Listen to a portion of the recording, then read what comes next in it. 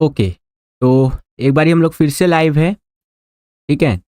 और आज का जो ये लाइव क्लास हमारा होने वाला है बच्चों, ये आप सभी बच्चों के लिए बहुत ज़्यादा इम्पोर्टेंट होने वाला है, क्योंकि आज के इस लाइव क्लास में हम लोग देखने वाले हैं अपना क्लास 11th का जो आपका पॉलिटिकल साइंस का सब्जेक्ट है, इसका एक और इम्पॉर्टेंट सैम्पल क्वेश्चन पेपर। जी हाँ बच्चों, जो आपका कल यानी कि का पॉलिटिकल साइंस का फाइनल एग्जाम होने वाला है, तो उसके लिए हम लोग सैम्पल क्वेश्चन पेपर नंबर यहाँ पर अपना 8 देखने वाले हैं, ठीक है।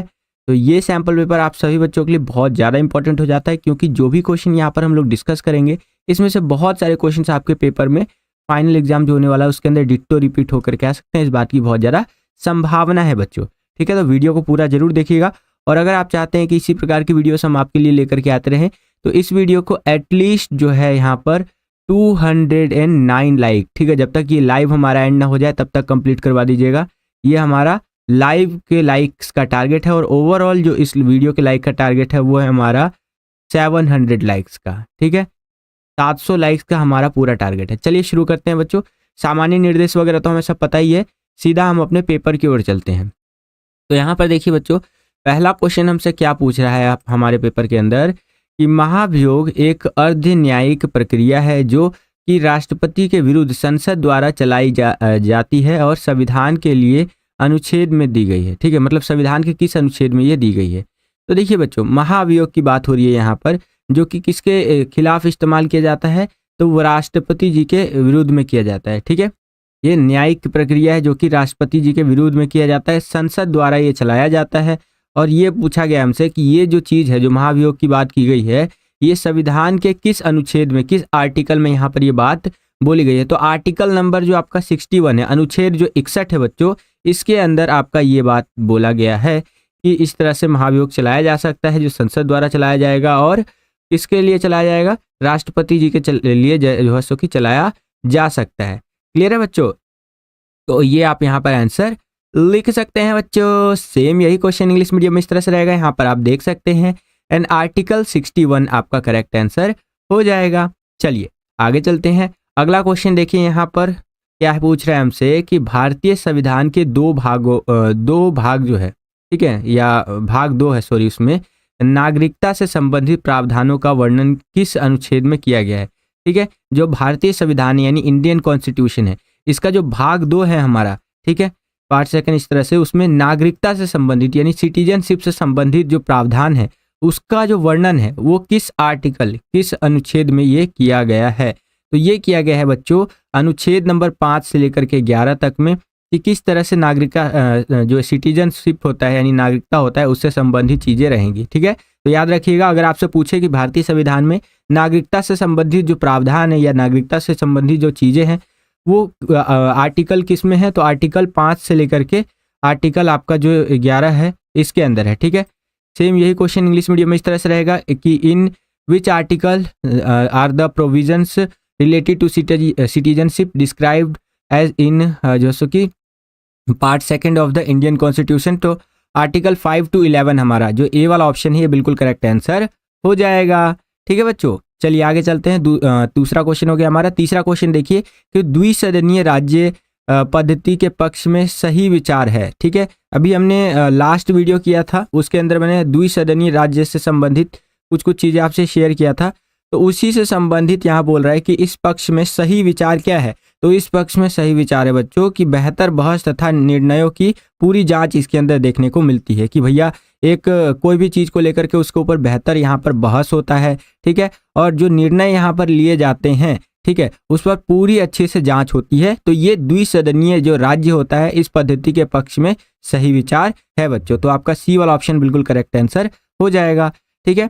सेम यही क्वेश्चन इंग्लिश मीडियम में इस तरह से रहेगा कि there is the right idea in favour of the जैसे कि बाइसमेरल स्टेट सिस्टम। तो आपका बेटर डिबेट थ्रू जैसे कि सिक्योर यहाँ पर है सिक्योरिटी एंड जैसे कि ऑफ डिसीजंस, ठीक है। तो ये आपका करेक्ट आंसर हो जाएगा। चलिए फोर्थ क्वेश्चन देखिए बच्चों, हमसे क्या पूछ रहा है कि धर्मनिरपेक्ष राज्य की विशेषता लिखिए, ठीक है। धर्मनिरपेक्ष जो राज्य होता है, तो एक जो धर्मनिरपेक्ष राज्य होता है अंग्रेजी में बोले तो यहाँ पर सेकुलर स्टेट होता है, जहाँ पर किसी भी धर्म को यहाँ पर ज़्यादा प्राथमिकता नहीं दी जाती। तो इसकी क्या विशेषता होती है बच्चों? इसका विशेषता होता है कि सभी धर्मों में समानता देखने को मिलती है कि भैया सारे धर्म क्या है, वो समान है। राज्य को कोई धर्म नहीं होता है। राज्य मतलब यहाँ पर देश की बात कर रहा है बच्चों, कि देश का कोई अपना एक धर्म नहीं होता है। ठीक है, ये आप लिख सकते हैं। साथ ही साथ धार्मिक स्वतंत्रता हमें देखने को मिलती है। ठीक है, कि कोई भी व्यक्ति कोई सा भी धर्म को मान सकता है, उसे प्रैक्टिस कर सकता है ना। ये सारी चीज़ें हमें देखने को मिलती है। साथ ही साथ ये तीन चीज़ों की और भी कुछ कुछ चीज़ें होती है, लेकिन यहाँ पर 3 ही दिया है और चौथे ऑप्शन में हमारा दे दिया है उपयुक्त सभी। ठीक है, तो यानी कि ये उपयुक्त सभी हो जाएगा। ये तीनों ही बातें जो बोली जा रही हैं ये बिल्कुल सही है बच्चों। ठीक है, चलिए सेम यही क्वेश्चन इंग्लिश मीडियम में इस तरह से रहेगा। यहाँ पर आप देख सकते हैं कि the characteristics of a secular state are, तो इक्वालिटी इन ऑल रिलीजन्स। ठीक है, करेक्ट है। The state has no religion, यानी कि जो राज्य होता है, राज्य मतलब यहाँ पर देश की बात हो रही है, तो इसका कोई अपना धर्म नहीं होता है। ठीक है, रिलीजियस फ्रीडम की बात हो रही है यहाँ पर। ठीक है, कि हमें धार्मिक स्वतंत्रता देखने को मिलती है। तो ऑल ऑफ द अबव आपका करेक्ट आंसर हो जाएगा बच्चों। क्लियर है? चलिए परफेक्ट परफेक्ट। एक बार सारे बच्चे मुझे बता देंगे कि सर समझ में आ रहा है हमें। चलिए सारे बच्चे एक साथ चैट सेक्शन में फायर वाले इमोजी लगाएंगे, लगाइए। ठीक है, चलिए परफेक्ट परफेक्ट। देखते हैं, मैंने आपको एक चीज लिख देता हूँ, 500 लाइक्स का है ना। जस्ट अ सेकेंड, 500 लाइक्स करवा दीजिए।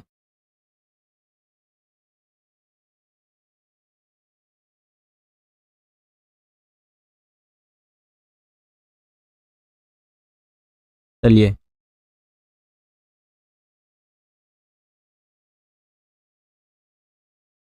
बिल्कुल बिल्कुल, प्री रिकॉर्डेड लाइव है ये। नहीं नहीं नहीं, मैं लाइव हूँ बच्चों, लाइव हूँ मैं।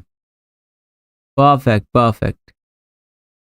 प्री रिकॉर्डेड लाइव का मतलब होता है प्रीमियर वीडियो। और देखिए कल ही एग्जाम है, तो जितना ज़्यादा हम बच्चों से कनेक्ट कर सके, जितना उनसे लाइव क्लास के अंदर जुड़ सके, उतना ज़्यादा ये बेटर रहता है। तो जो अभी मैं लाइव ले रहा हूँ बच्चों, ये लाइव है प्रॉपर, जिसके अंदर मैं बिल्कुल लाइव हूँ और आपको चीज़ें समझा रहा हूँ। ठीक है बच्चों, तो यहाँ पर आपका डी ऑप्शन करेक्ट हो जाएगा इस क्वेश्चन का। आगे चलते हैं, अब हम लोग आ गए हैं बच्चों अपने 5वें क्वेश्चन के अंदर। यहाँ पर बोला जा रहा है निम्नलिखित कथनों को ध्यानपूर्वक पढ़िए। तो चलिए जी, ध्यानपूर्वक जो कथन है उसको पढ़ लेते हैं बच्चों। ठीक है, पहला, 26 नवंबर 1949 को अंगीकृत भारतीय संविधान को 26 जनवरी 1950 को विधिवत रूप से लागू कर दिया गया। ठीक है, तो बिल्कुल सही बात यहाँ पर बोला जा रहा है कि 26 नवंबर 1949 को और अंगीकृत भारतीय संविधान जो है उसको 26 जनवरी 1950 को क्या किया गया, विधिवत रूप से इसे लागू कर दिया गया। ठीक है, तो ये बात बिल्कुल सही कही जा रही है। अगला है, संविधान लागू करते समय 395 अनुच्छेद 22 भाग और 8 अनुसूचियां थी। ठीक है, तो ये बात भी यहाँ पर बिल्कुल सही कह रहा है।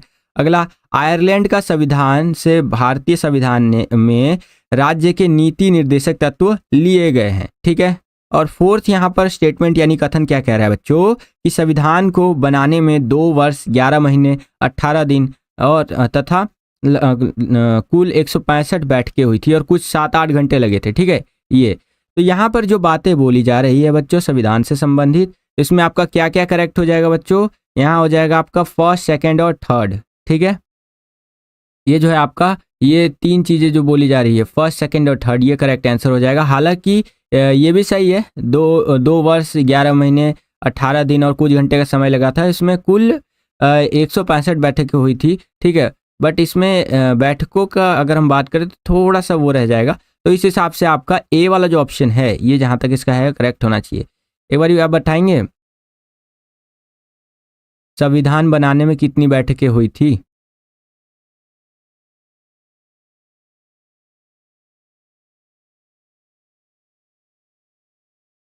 सारे बच्चे बताएंगे एक बारी कितनी बैठकें हुई थी?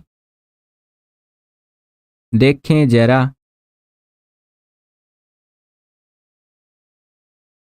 चलिए, तो यहाँ पर आपका जो करेक्ट आंसर हो जाएगा बच्चों, वो हो जाएगा आपका फर्स्ट, सेकंड, थर्ड के हिसाब से ये ए वाला ऑप्शन आपका करेक्ट हो जाएगा। सेम यही क्वेश्चन इंग्लिश मीडियम में इस तरह से रहेगा, ये आप अपनी स्क्रीन पर देख सकते हैं, वीडियो को पॉज करके रीड भी कर सकते हैं बच्चों। और 167 167। देखिए ऐसे ही समथिंग काफ़ी बैठकें हुई थी अगर हम देखें तो संविधान निर्माण में यहाँ पर बहुत सारी हमें बैठकें देखने को मिली थी। ठीक है, चलिए तो यही इंग्लिश मीडियम में इस तरह से रहेगा और आपका ए वाला ऑप्शन करेक्ट हो जाएगा। आगे चलते हैं, अब हम लोग आ गए हैं छठे क्वेश्चन के अंदर। यहाँ पर कथन और कारण दे दिया है बेसिकली हमें, यानी कि असर्शन एंड रीजन दे दिया है। तो इसको भी देख लेते हैं बच्चों।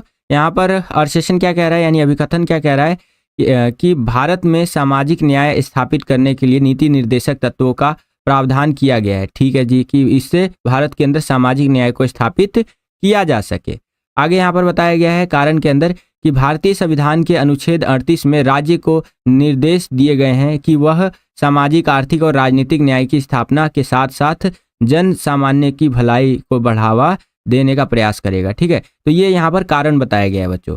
और ध्यान रखिएगा, जब भी यहाँ पर हम पॉलिटिकल साइंस में राज्य की बात करते हैं तो राज्य का मतलब होता है देश। ठीक है, राज्य का मतलब क्या होता है, देश। जैसे यहाँ पर ये कारण में बोला गया है कि भारतीय संविधान के अनुच्छेद 38, ठीक है, आर्टिकल 38 में राज्य मतलब देश की बात हो रही है। देश को निर्देश दिए गए हैं कि वह सामाजिक, आर्थिक, राजनीतिक न्याय की स्थापना के साथ साथ जन सामान्य की भलाई को भी बढ़ावा देने का प्रयास करे। तो इस तरह से मोस्टली यहाँ पर राज्य का मतलब होता है देश। ठीक है, बाकी यहाँ पर ये है।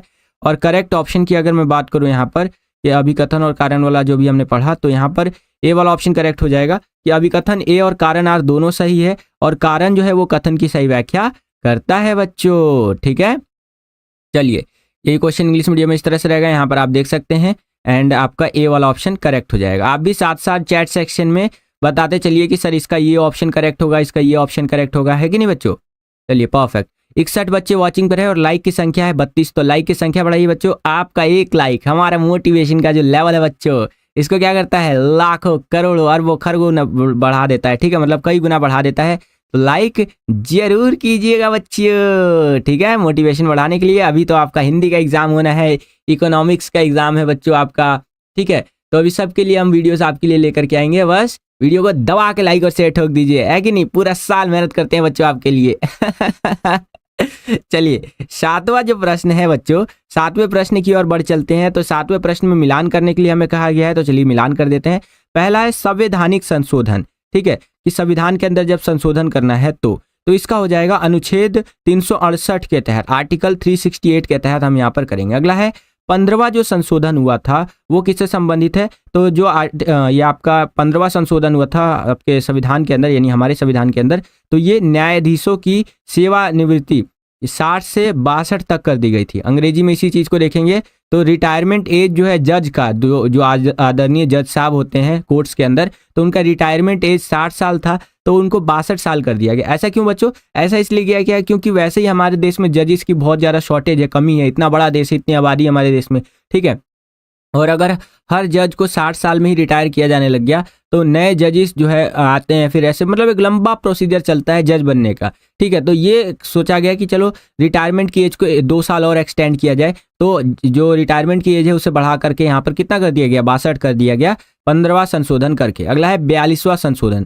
ठीक है, 42वां संशोधन की अगर हम बात करें तो ये हो जाएगा बच्चों आपका यहाँ पर, ये 1976 में किया गया था। ये कब किया गया था, 1976 में। और ये कब का टाइम था, ये 1975 में तो हमारा आपातकाल लग गया था, तो 1976 के टाइम पे ये संशोधन किया गया था। कौन सा बच्चा चैट सेक्शन बताएगा कि इस संशोधन के तहत यहाँ पर 42वें संशोधन में क्या बताया गया था। अगला 61वां जो संशोधन किया गया, इसके अंदर जो है मतदान की आयु 21 से घटा करके 18 वर्ष कर दी गई। पहले वोट देने का जो एज था वो 21 साल था, तो उसको घटा करके कितना कर दिया गया बच्चों, यहाँ पर 18 साल कर दिया गया, ताकि ज़्यादा से ज़्यादा नंबर ऑफ वोटर्स बढ़ सकें, वोट देने वाले जो लोग हैं उनकी संख्या को बढ़ाया जा सके। और भी कई सारे रीजंस थे बच्चों, और भी कई सारे यहाँ पर कारण हमें देखने को मिलते हैं जिस कारण से यह संशोधन किया गया था। ठीक है, चलिए परफेक्ट परफेक्ट। एक बार इस सारे बच्चे चैट सेक्शन में फायर वाला इमोजी लगा देंगे, फायर वाला इमोजी लगाइए। चलिए चलिए परफेक्ट परफेक्ट। ओके, तो यहाँ पर अगर मैं करेक्ट ऑप्शन की बात करूं तो यहाँ पर आपका करेक्ट आंसर हो जाएगा ऑप्शन नंबर बी बच्चों। ये देख रहे हैं, ये आपका करेक्ट आंसर हो जाएगा। और देखिए इसी एक वीडियो के अंदर हम पूरा अपना पेपर जो है, पेपर नंबर जो हमारा 8 है, इसको फुल्ली यहाँ पर सॉल्व करने वाले हैं। ठीक है, तो बहुत मेहनत लगता है बच्चों आपके लिए इस तरह से पेपर्स लाने में, और आपके लिए पढ़ाने में, तो इसके लिए लाइक जरूर कीजिए, लाइक नहीं रुकना चाहिए। और बाकी हमारा यहाँ पर मोटिवेशन बढ़ता रहेगा तो हम आपके लिए sample paper, important questions, map, cartoon, सारी चीज़ें, और भी आप अगला जो आपका एग्जाम आने वाला है हिंदी का, उसके लिए अभिव्यक्ति माध्यम के क्वेश्चंस, अभिव्यक्ति माध्यम के जो भी क्वेश्चंस एक्स्ट्रा निकलते हैं, ठीक है, आपकी दोनों बुक से रिलेटेड क्वेश्चन, सारी चीज़ें आपके लिए लेकर के आएंगे। ठीक है बच्चों, बस लाइक्स आप करते रहिए। यही क्वेश्चन इंग्लिश मीडियम में इस तरह से रहेगा। एंड ऑप्शन नंबर जो आपका बी है ये बिल्कुल करेक्ट आंसर हो जाएगा बच्चों। ठीक है, चलिए अगला प्रश्न देखते हैं। 8वां प्रश्न देखिए क्या है यहाँ पर, कि किसी व्यक्ति की अभिव्यक्ति की स्वतंत्रता पर प्रतिबंध कब लगाया जा सकता है। अंग्रेजी में यही प्रश्न को देखेंगे कि when restrictions B imposed on a persons freedom of expression. ठीक है, तो कब यहाँ पर व्यक्ति के जो कि उसका फ्रीडम ऑफ एक्सप्रेशन है, यानी कि अभिव्यक्ति की स्वतंत्रता है, उस पर रोक लगाया जा सकता है। तो उस पर यहाँ बच्चों तब रोक लगाया जा सकता है जब देश की संप्रभुता तथा अखंडता के खिलाफ बोलने पर, कि भैया अगर तुम देश के खिलाफ जब बोलने लग जाओ, देश की संप्रभुता, ठीक है, यानी सोवरेनिटी जो है एंड इंटीग्रिटी है कंट्री का, उसके खिलाफ जब तुम बोलने लग जाओ तो तुम्हारी जो अभिव्यक्ति की स्वतंत्रता है उसके ऊपर यहाँ पर हम रोक लगा सकते हैं। कानून ने यही इजाजत दी है बच्चों, तो बिल्कुल सही बात यहाँ पर कह रहा है। अगला, विदेशी राज्यों के साथ मैत्रीपूर्ण संबंधों के विरुद्ध बोलने या कार्रवाई करने पर। अंग्रेजी में देखिए,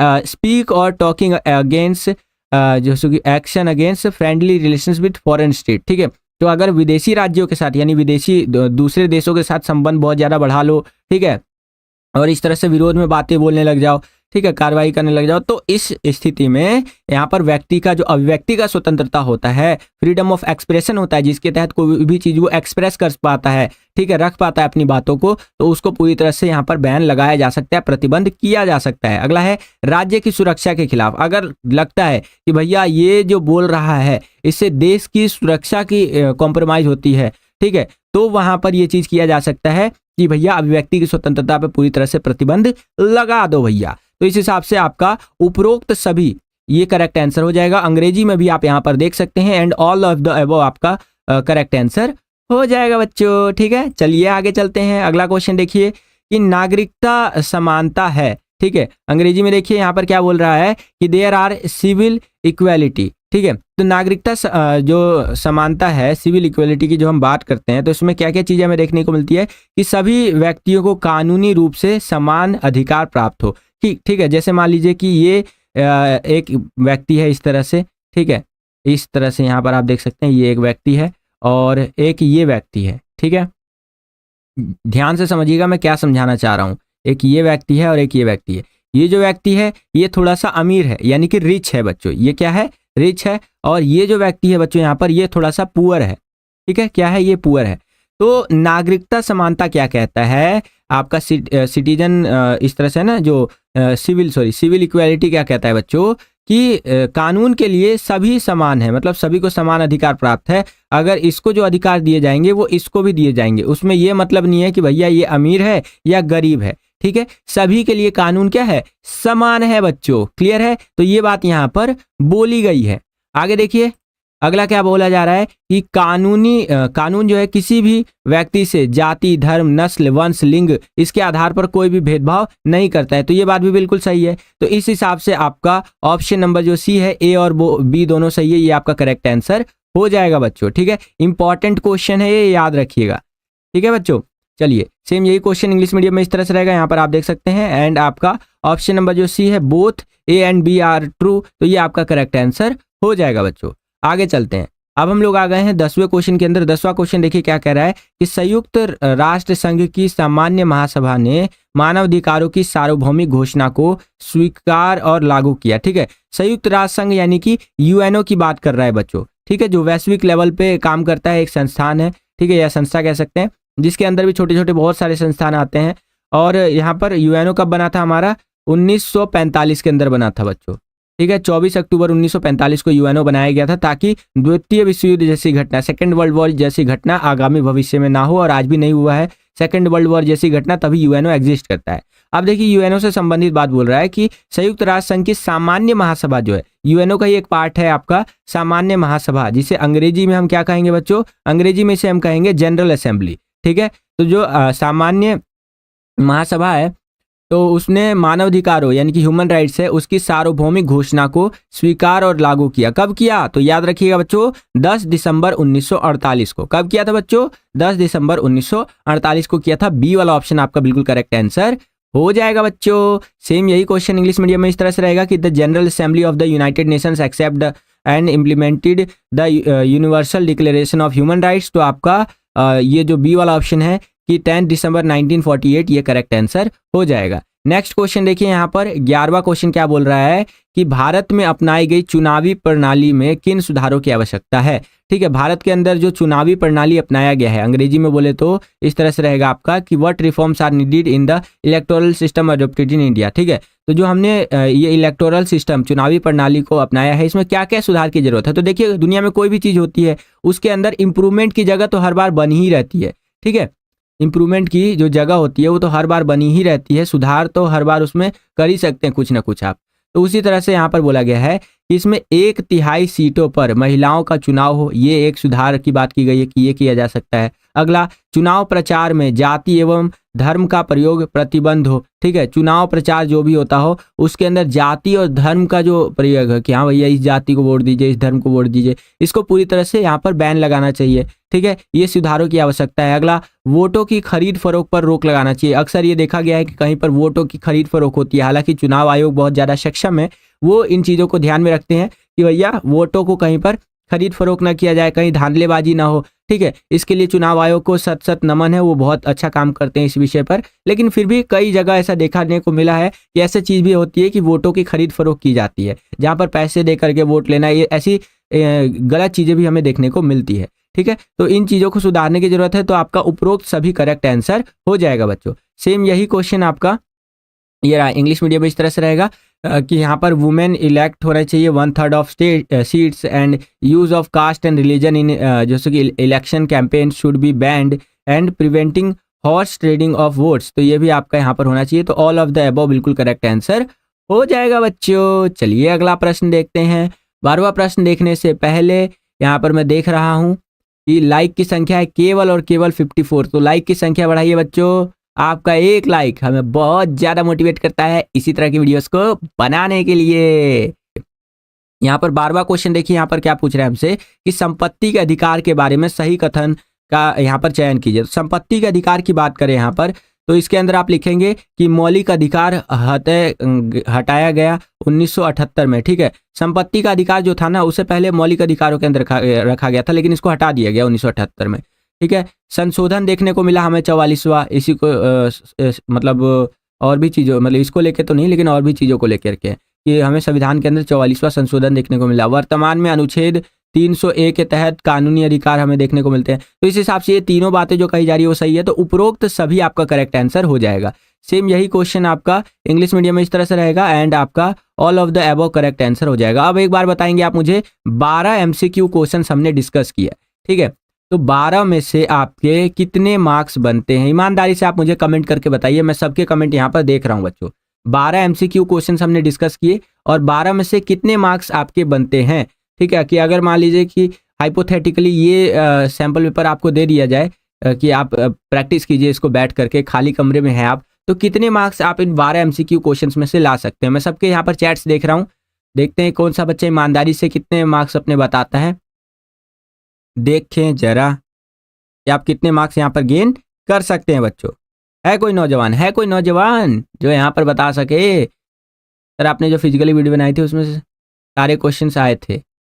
करिश्मा, thank you so much, most welcome बच्चे, मोस्ट वेलकम। मोहम्मद आदि, सर 12 में से मेरे 10 आ जाएंगे। क्या बात है आदि जी, आपके 10 आ जाएंगे, बहुत अच्छी बात है। 10 आ जाएंगे इसका मतलब यह है कि आपकी तैयारी काफ़ी बेहतर हो रखी है। ठीक है, और कोई नौजवान है जो बता पाएगा? यहाँ पर अंसारी जी कह रहे हैं कि मेरे 10 आ जाएंगे। चलिए 10 आ जाएंगे आपके भी, बहुत बढ़िया। एटीट्यूड किंग जोन, 13 आ जाएंगे मेरे। 12 में से 13 कैसे आ जाएंगे? आई यहाँ पर ये तो गड़बड़ है, 12 में से 13 कैसे आ जाएगा यार? आप मतलब 12 नंबर का वो यहाँ पर एक डायलॉग मुझे याद आ रहा है कि इतने का तो मेरा इन्वेस्टमेंट है और उससे ज़्यादा का नुकसान कैसे हो सकता है। एक मूवी का डायलॉग है, वो बहुत फनी डायलॉग है। चलिए, तो मोस्टली बच्चे कह रहे हैं कि सर मेरे 10 नंबर तो आ ही जाएंगे। यहाँ पर एक बच्चा यहाँ पर कह रहे हैं कि सोनम ठाकुर 12 में से 12 आ जाएंगे। क्या बात है, क्या बात है। सभी बच्चे एक साथ चैट सेक्शन में फायर वाले हार्ट वाला इमोजी लगाएंगे। जितने ज़्यादा हार्ट होते हैं, गुलाबी दिल, लाल दिल, हरा दिल, नीला दिल, पीला दिल, काला दिल, ठीक है, सारे दिल लगा दीजिए एक बारी। और उसके बाद हम फिर आगे बढ़ते हैं, अपने अगले प्रश्न को देखते हैं यहाँ पर, जो हमारा आगे हमसे पूछा जाएगा। ठीक है, सारे बच्चे एक साथ चैट सेक्शन में फायर वाले इमोजी लगाएंगे, लगाइए, और दिल वाले इमोजी भी लगाइएगा, मोस्टली दिल वाले इमोजी लगाइए। ठीक है बच्चों, चलिए चलिए चलिए आगे चलते हैं। अब हम लोग आ गए हैं सेक्शन बी के अंदर, यानी कि खंड बी के अंदर, जो कि हमारा 12 नंबर का रहेगा। तो यहाँ पर देख लेते हैं कि करके 13वां क्वेश्चन है कि संक्षेप में समझाइए कि किस देश के सफल शासन स्वरूप संविधान के कार्य अथवा उसके लिए आवश्यक है। ठीक है, यह आवश्यकता क्या है। सॉरी, एक बार दोबारा से इस क्वेश्चन को देखते हैं कि संक्षेप में समझाइए कि किसी देश के सफल शासन स्वरूप के लिए संविधान के जो कार्य है वो किस प्रकार से आवश्यक है, वो हमें बताना है। तो देखिए, किसी भी देश के जो सफल आपका कह लीजिए शासन स्वरूप होता है, उसके लिए संविधान का कार्य बहुत ज़्यादा इंपॉर्टेंट होता है। क्यों? क्योंकि इसके अंदर हमें कई सारी चीज़ें देखने को मिलती है। देश की शासन व्यवस्था चलाने के लिए नियम संविधान से ही हमें प्राप्त होते हैं। ठीक है, संविधान क्या होता है? तो संविधान की अगर एक हम बेसिक सी डेफिनेशन दे तो आप बोलेंगे कि संविधान एक लिखित दस्तावेज होता है, जिसके अंदर किसी देश को किस तरह से चलाना है वो सारी चीज़ें उसके अंदर लिखित रूप में हमें देखने को मिलती है। तो ये चीज़ आप लिख सकते हैं। अगला, एकता एवं विश्वास की स्थापना। ठीक है, संविधान क्या करता है? एकता लाता है और विश्वास की कहीं ना कहीं स्थापना करता है। नेक्स्ट, मौलिक अधिकारों की संरक्षण। संविधान हमारे जो मौलिक अधिकार है, फंडामेंटल राइट्स है, कहीं ना कहीं उसको भी ये बचाता है। अगला, निर्णय लेने की शक्ति तथा सरकार का निर्माण। ठीक है, निर्णय लेने की शक्ति क्या होगी, डिसीजन मेकिंग क्या होगा, ये संविधान हमें बता देता है। साथ ही साथ सरकार का निर्माण कैसे किया जाएगा, कैसे सरकार बनेंगी, कैसे सरकारें हटाई जाएंगी, तो वो सारी चीज़ें हमें किससे पता चल जाती है? ये हमें इससे पता चल जाती है बच्चों। ठीक है, संविधान की सहायता से। तो ये संविधान के बारे में बातें रहीं, जो कि बहुत ज़्यादा हमारे देश के लिए जरूरी होता है, देश के शासन के स्वरूप के लिए। ठीक है, और अन्य चीज़ों के लिए ये बहुत ज़्यादा आवश्यक होता है संविधान हमारे देश का। ठीक है, या किसी भी देश का संविधान आप कह सकते हैं बच्चों। नेक्स्ट, अगर आगे चले हम लोग, हाँ, यही वाला इंग्लिश में देख लीजिए, इस तरह से रहेगा कि explain in brief what are functions of और requirements of the constitution as a result of successful governance of a country करके। तो आंसर आपको इस प्रकार से लिखते हुए चलना है बच्चों। ठीक है, एकदम ठीक है। चलिए आगे चलते हैं।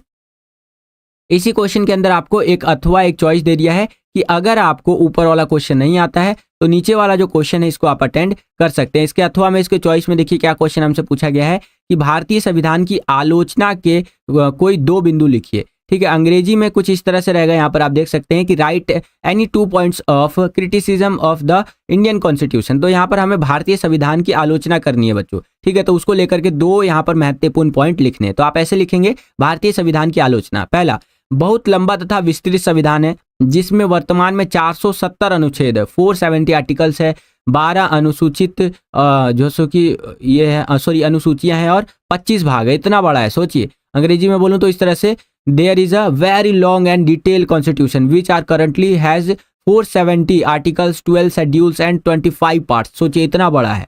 ठीक है, आगे देखिए, पश्चिमी देशों के संविधान से इसके प्रावधान लिए गए हैं। वेस्टर्न कंट्रीज जो है वहां से इसके प्रावधान लिए गए हैं बच्चों। तो ये कहीं ना कहीं आप लिख सकते हैं किस चीज के अंदर? आलोचना के अंदर। क्लियर है बच्चों? चलिए, परफेक्ट।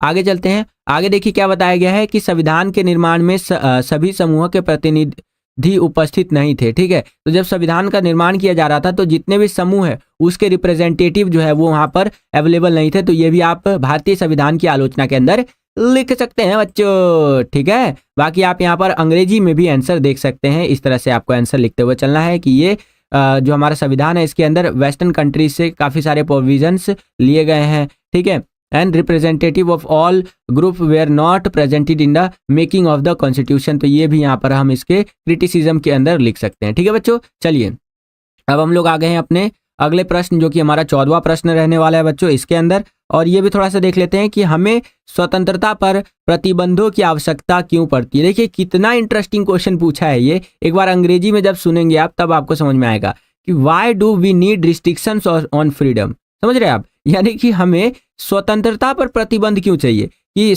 आपको संविधान ने यहाँ पर स्वतंत्रता दे दी है। ठीक है, तो इसका मतलब ये नहीं कि आप पूरी तरह से स्वतंत्र हो गए। समझ रहे हैं आप? आपके स्वतंत्रता पर थोड़ा सा यहाँ पर कंट्रोल भी होना चाहिए, इसीलिए हमें स्वतंत्रता पर ये जो प्रतिबंध है उसकी आवश्यकता पड़ती है। ठीक है, एग्जाम्पल के लिए बताता हूँ। मान लीजिए कि एक व्यक्ति है इस तरह से, जिसको संविधान ने अभिव्यक्ति की स्वतंत्रता दे रखी है कि अपने बातों को आप रख सकते हैं। ठीक है, और दूसरे व्यक्ति जो उसके सामने खड़ा है वो भी भारत का नागरिक है, इसको भी यहाँ पर स्वतंत्रता मिली हुई है कि ये भी अपनी बातों को रख सकता है। तो अपनी बातों को रखने का मतलब ये नहीं है कि आप दूसरे की चीजों का हनन कर रहे हैं। ठीक है, दूसरे को कोई ऐसा वर्ड बोल रहे हैं जो कि एक नागरिक होने के नाते आप उसको नहीं बोल सकते और उसको गलत लग जा रहा है वो चीजें। तो इसीलिए जो हमें स्वतंत्रता मिली हुई है इस पर हमें मतलब हमारे स्वतंत्रता पर थोड़ा सा कंट्रोल लगाना भी जरूरी था। जब संविधान को बनाया जा रहा था ना बच्चों, तो इस चीज के ऊपर काफी बहसें हुई कि भैया स्वतंत्रता तो दे रहे हो लेकिन क्या इस पर कोई कंट्रोल है। तब यहाँ पर बोला गया कि देखिए लोगों को स्वतंत्रता दे देते हैं, फ्रीडम दे देते हैं काफी सारी चीजें करने का, लेकिन उस पर कुछ कंट्रोल भी लगा देते हैं। ठीक है बच्चों, तो ये चीज है आपका। चलिए तो इस चीज को समझते हैं। यहाँ पर देखिए स्वतंत्रता पर प्रतिबंध क्यों आवश्यक है, क्योंकि दूसरे व्यक्तियों के अधिकारों की पूर्ति करने के लिए, दूसरे व्यक्ति का जो अधिकार है उसकी यहाँ पर पूर्ति की जा सके। और क्या लिख सकते हैं बच्चों आप यहाँ पर कि टकराव की स्थिति को रोकने के लिए, जो टकराव की स्थिति है कि भैया इस तरह से दिक्कत पैदा हो सकता है, उसको रोकने के लिए यहाँ पर कुछ रिस्ट्रिक्शंस लगाना जरूरी है। नेक्स्ट, सीमित संसाधनों के उचित बंटवारे के लिए, सार्वजनिक कल्याण के लक्ष्य के लिए और हिंसा और विवाद को नियंत्रित करने के लिए हमें स्वतंत्रता पर नियंत्रण लगाने की जरूरत है बच्चों। ठीक है, आशा करता हूं आपको समझ में आ गया होगा बच्चों। चलिए सेम यही क्वेश्चन इंग्लिश मीडियम में इस तरह से रहेगा कि why do we need restrictions on freedom, and answer आपको कुछ इस प्रकार से लिखना है बच्चों। ठीक है, एकदम ठीक है। और लाइक की संख्या में देख रहा हूं कितना हो चुका है हमारा बच्चों, वो हो चुका है आपका 78 लाइक्स और वॉचिंग पर 68 यहाँ पर बच्चे हैं। तो लाइक की संख्या बढ़ाइए, 500 लाइक्स का हमारा टारगेट है। इस लाइव के एंड होने से पहले 500 लाइक्स को कंप्लीट करवा दीजिए। स्टार्टिंग में हमारा 100 एंड कुछ लाइक का टारगेट था, बट मैंने सीधा उसको 500 लाइक्स तक ले गया हूँ। ठीक है, 500 लाइक्स अगर आप कंप्लीट करवा देते हैं तो इससे हमारा मोटिवेशन बहुत ज़्यादा बढ़ जाएगा। ठीक है, कि हाँ बच्चों ने 500 लाइक्स तो एटलीस्ट कंप्लीट करवा दिए हैं। और ओवरऑल लाइक देखा जाए तो हम तो काफ़ी लाइक्स रख रखे हैं, लेकिन एटलीस्ट 500 लाइक्स तो करवा ही दीजिएगा। ठीक है, चलिए। और मैं देखता हूँ ना, मैं एक चीज़ कंपेयर करता हूँ 11वीं के बच्चे, ठीक है, और 12वीं के बच्चे। देखता हूँ 11वीं के बच्चे ना यहाँ पर खटाक से लाइक शेयर कर देते हैं, उनको मतलब लगता है कि सर को मोटिवेट करने की जरूरत है। तो वो मैं यहाँ पर एक दिन ना कंपेयर कर रहा था। 12वीं के बच्चों को भी बोला मैंने कि बच्चों लाइक कर दीजिएगा, इससे हमें बहुत मोटिवेशन मिलती है। और 11वीं के बच्चों को भी बोला, तो 11वीं के बच्चे यानी आप सभी बच्चे जो है वो फटाफट कर दिए। और मतलब मेरे जब देखा ना कि लाइक के टारगेट तो हो गया कंप्लीट हमारा, मेरे को बड़ी खुशी हुई इस दिन की, अरे यार बच्चों ने लाइक कर दिया। और 12वीं के बच्चे यहाँ पर थोड़ा सा स्लो हो जाते हैं। ठीक है, तो ये चीज़ है। तो यहाँ पर ये मुझे डिफरेंस देखने को मिला बच्चों। खैर 15वें क्वेश्चन की ओर बढ़ चलते हैं। तो समाज में न्यायपूर्ण बंटवारे से आप क्या समझते हैं? अंग्रेजी में यही प्रश्न कुछ इस तरह से रहेगा कि what do you understand by equitable division in society. ठीक है, तो आंसर आप इस प्रकार से लिखेंगे कि न्यायपूर्ण बंटवारे का मतलब है सामाजिक न्याय का अर्थ वस्तुओं और सेवाओं के न्यायपूर्ण वितरण से भी होता है। ठीक है, यह वितरण समाज के विभिन्न समूहों और व्यक्तियों के बीच होता है ताकि नागरिकों को जीने का समान धरातल मिल सके। जैसा भारत में छुआछूत प्रथा का उन्मूलन, आरक्षण की व्यवस्था तथा कुछ राज्य सरकारों द्वारा उठाए गए भूमि सुधार जैसे कदम हमें यहाँ पर देखने को मिले। और कुछ और भी बातें बताई गई है, जैसे कि सरकार को यह देखना चाहिए कि न्याय पाने के लिए कानून तथा नीतियाँ सभी लोगों पर समान रूप से लागू हों। तो इस तरह से यहाँ पर बातें बताई गई हैं। यही क्वेश्चन इंग्लिश मीडियम में इस तरह से रहेगा और आंसर आपको इस प्रकार से लिखते हुए चलना है बच्चों। ठीक है, चलिए, परफेक्ट परफेक्ट। आगे चलते हैं बच्चों, आगे चलते हैं। अब हम लोग आ गए हैं 17वें क्वेश्चन के अंदर। 17वां क्वेश्चन देखिए क्या है बच्चों कि गांव और जिला स्तर के शासन के लाभ का वर्णन कीजिए। ठीक है, अंग्रेजी में यही प्रश्न कुछ इस प्रकार से रहेगा। और देखिए यहाँ पर ना एक टाइपिंग एरर है आपका, जिसके अंदर ये क्वेश्चन नंबर आपका 15 के बाद ये 16वां क्वेश्चन का एरर है। बाकी सीधा 17वें क्वेश्चन पे आ गए हम, कोई बात नहीं, यहाँ हम सीधा 17वें क्वेश्चन को ही देख लेते हैं। क्वेश्चन में बोल रहा है कि गांव और जिला स्तर का, विलेज और डिस्ट्रिक्ट लेवल का जो शासन होता है उसमें लाभों का वर्णन कीजिए। अंग्रेजी में यही रहेगा इस तरह से क्वेश्चन की describe the benefits of village and district level governance. ठीक है, तो इसमें हमें क्या जो है लाभ देखने को मिलता है उसके बारे में हमें बताना है। तो देखिए गांव और जिला स्तर के अगर शासन की बात करें तो इसमें आप लिख सकते हैं सरकार का कार्यभार कम होता है। ठीक है, उनके समय व शक्ति की बचत होती है। क्योंकि देखिए यहाँ पर हमने शक्तियों का बंटवारा कर दिया कि गांव की शक्तियां गांव वालों के पास रहेगी और जिला स्तर की शक्तियां जिले के पास की रहेगी, है ना, जिससे कि इजीली यहाँ पर गवर्नेंस किया जा सके, शासन किया जा सके। ठीक है, लोग जो है यहाँ इसमें स्वयं अपने कार्यों के प्रबंधन का अवसर मिलता है उनको, और उनमें जिम्मेदारियों की भावना रहती है, मतलब वो अपने काम वगैरह को खुद मैनेज कर सके, सारी अपॉर्चुनिटी उनको मिलती है ना, और उनकी यहाँ पर एक जिम्मेदारी की भावना आती है कि ये भैया ये हमें करना चाहिए यहाँ पर। ठीक है, तो ये आप लिख सकते हैं।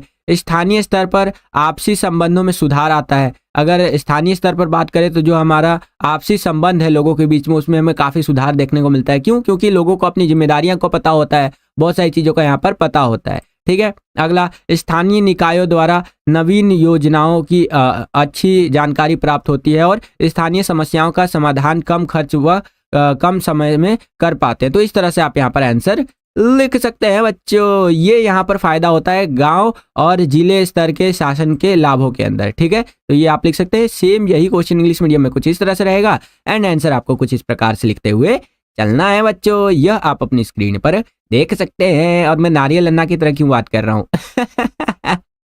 चलिए चलिए बच्चे चलिए मेरे को बड़ा पसंद है, लिटरली बता रहा हूँ, वो बहुत अच्छा लगता है मेरे को। आपने कभी नारियल अन्ना का कार्टून देखिएगा तो उसमें बहुत बहुत सुंदर तरीके से बोलते हैं वो, या ना, इस तरह से, मतलब बहुत बहुत सुंदर तरीके से, बहुत अच्छा लगता है। आप कभी यूट्यूब पे सर्च करके देखिए नारियल अन्ना कार्टून, तो आपको दिख जाएगा बच्चों। ठीक है, चलिए 18वां क्वेश्चन है कि समानता के कोई 4 तत्व विशेषताएं बताइए। समानता, जिसे अंग्रेजी में हम क्या कहते हैं, इसको हम कहते हैं आपका इक्वालिटी, इस तरह से ना, right any 4 elements characteristics of similarity. ये सिमिलैरिटी आ गया, लेकिन इस तरह से इक्वालिटी के टाइप का रहेगा ये। ठीक है, समानता के अगर हम तत्वों की बात करें, जिसे आप विशेषताएं भी कह सकते हैं, तो वो निम्नलिखित है। पहला, विशेषाधिकारों की अनुपस्थिति, अर्थात समाज में व्याप्त सभी विशेषाधिकारों को समाप्त करना, जो जैसे कि जिससे अन्य लोगों का अधिकार मिल सके। ठीक है, समाज में क्या होता है कि कई सारे विशेष अधिकार लोगों को प्राप्त होते हैं, तो उसे यहाँ पर खत्म करना चाहिए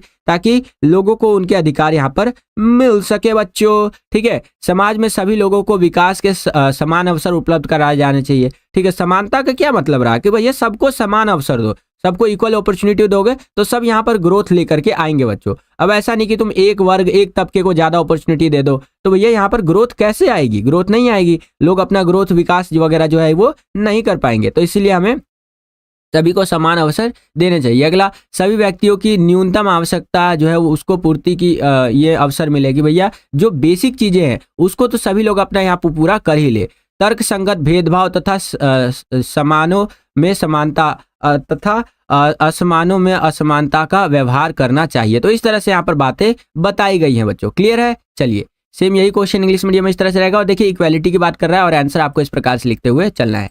आगे चले, अब हम लोग आ गए हैं सेक्शन सी के अंदर, और सेक्शन सी जो रहेगा इसके अंदर जो हमसे क्वेश्चंस पूछे जाएंगे वो क्वेश्चन नंबर 19 से लेकर के 23 तक क्वेश्चन पूछे जाएंगे, जो कि 4-4 नंबर के रहेंगे। और इनका आंसर हमें 100 to 120 वर्ड्स यानी कि 100 से 120 शब्दों के अंदर इसका आंसर हमें लिखना है बच्चों। ठीक है, तो चलिए देख लेते हैं करके क्वेश्चंस को। यहाँ पर 19वां क्वेश्चन क्या कह रहा है कि भारतीय संविधान में वर्णित समानता के अधिकार को स्पष्ट कीजिए। तो भारतीय संविधान में जो समानता का अधिकार है उसके बारे में अगर हम बात करें तो कुछ इस प्रकार से है। पहला, समानता, इसमें क्या बोला गया है कि धर्म, मूल वंश, जाति, लिंग, जन्म स्थान या किसी के आधार पर प्रवेश में कोई भेदभाव नहीं होगा। कहीं पर एंट्रेंस वगैरह के लिए इस तरह से कोई यहाँ पर भेदभाव हमें नहीं देखने को मिलेगा। ये बातें यहाँ पर बताई गई हैं बच्चों कि भैया भेदभाव वाली भावना नहीं रहेगी, सभी बराबर है यहाँ पर। ठीक है, और क्या देखने को मिलेगा? अनुच्छेद 14 की बात की गई है कि यानी आर्टिकल 14 की, कि सभी नागरिकों को बिना भेदभाव के कानूनी समानता व समान कानूनी सुरक्षा प्राप्त करने का अधिकार है। कि भैया कानून की नजरों में सब समान है, क्योंकि हमें संविधान ने ही समानता का अधिकार दे रखा है। तो समानता का अधिकार का मतलब तो यही है ना कि कानून के नजरों में भी सब समान है। समझ रहे आप? तो ये चीजें भी हमें यहाँ पर देखने को मिलती है। भारतीय संविधान में ये चीजें वर्णन की गई है समानता के अधिकार को लेकर के। ठीक है, और क्या क्या चीजें वर्णन की गई है? आर्टिकल 15 में क्या बताया गया है कि सरकार धर्म, जाति, लिंग या जन्म स्थान के आधार पर भेदभाव मुक्त समाज की स्थापना करेगी। ठीक है, सरकार क्या करेगी? किसी भी धर्म, जाति, लिंग, जन्म स्थान, इन सबको देख करके, हटा करके पूरी तरह से, मतलब भेदभाव नहीं होना चाहिए, और ऐसे समाज की यहाँ पर रचना करेगी जहां पर सभी लोग क्या हो, समान हो बच्चों। आर्टिकल 16 के अंदर क्या बोला गया? अनुच्छेद 16 के अंदर कि सार्वजनिक नियुक्ति में अवसर की समानता अर्थात भेदभाव नहीं होगा। ठीक है, यहाँ पर हमें अवसर की समानता देना बहुत ज़्यादा जरूरी है, जिसके अंदर सिलेक्शन जो प्रोसेस होता है इसके अंदर ये चीज़ हमें देखते हुए मिलना चाहिए। अगला अनुच्छेद 17 यानी आर्टिकल 17 में क्या बताया गया है कि सरकार द्वारा समाज से छुआछूत प्रथा की समाप्ति, आरक्षण का प्रावधान है कि भैया छुआछूत प्रथा को तो खत्म ही कर देना चाहिए। अगला है अनुच्छेद 18, सरकार द्वारा सैनिक एवं शैक्षणिक उपाधियों के अलावा अन्य उपाधियों पर रोक लगा दी गई है। ठीक है, यानी कि जो सरकार उपाधियां देती हैं कुछ, ठीक है, तो उसके अंदर जो आपका सैनिक और शैक्षणिक, ठीक है, यानी कि आर्मी से रिलेटेड कह लीजिए और एजुकेशनल रिलेटेड कह लीजिए, ये उपाधियां दी जाती है। इसके अलावा कोई भी उपाधि नहीं दी जाती, सब पे रोक लगा दी गई है ताकि समानता बरकरार रहे बच्चों। ठीक है, जो सैनिक होते हैं और देश के शिक्षक संस्थान के जो लोग होते हैं वो थोड़े से स्पेशल कैटेगरी में आते हैं, खासकर शिक्षक वगैरह। ठीक है, क्योंकि सैनिक तो हमारे देश के लिए बहुत ज़्यादा जरूरी है ही, एक अभिन्न अंग है हमारे देश का, लेकिन शिक्षक भी जो है उनको भगवान से यहाँ पर कंपेयर किया गया है कि गुरु जो है भगवान के समान होता है। ठीक है, तो इन उपाधियों के अलावा जो है वो अन्य उपाधियों पर रोक लगा दी गई है ताकि समानता बरकरार रहे। चलिए, सेम यही क्वेश्चन इंग्लिश मीडियम में इस तरह से रहेगा कि explain the right to equality mention in the Indian constitution, and answer आपको इस प्रकार से लिखते हुए चलना है, यह आप अपनी स्क्रीन पर देख सकते हैं बच्चों। ठीक है, चलिए अगला प्रश्न देखते हैं।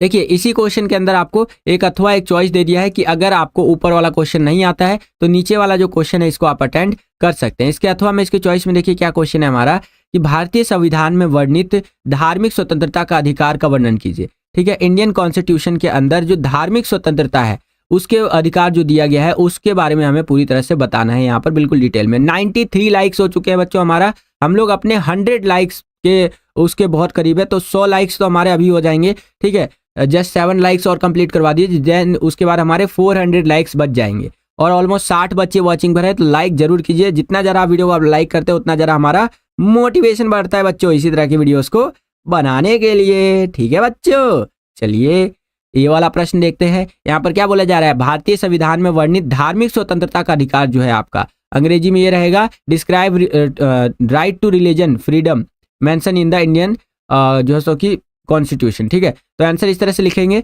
धार्मिक स्वतंत्रता का अधिकार। भारत एक धर्मनिरपेक्ष राज्य है, अर्थात भारत का कोई राजकीय धर्म नहीं है तथा सरकार किसी विशेष धर्म का पक्ष नहीं लेगी। सरकार जो है किसी भी विशेष धर्म का यहाँ पर पक्ष नहीं ले सकती, क्योंकि हमारे देश में क्या बोला गया, हम लोग एक धर्मनिरपेक्ष राज्य, राज्य मतलब देश, जहाँ पर कोई भी धर्म ऊपर कोई भी धर्म नीचे नहीं है, सभी धर्म क्या है, समान है। ये हमारे संविधान के अंदर ये बात मेंशन की गई है बच्चों।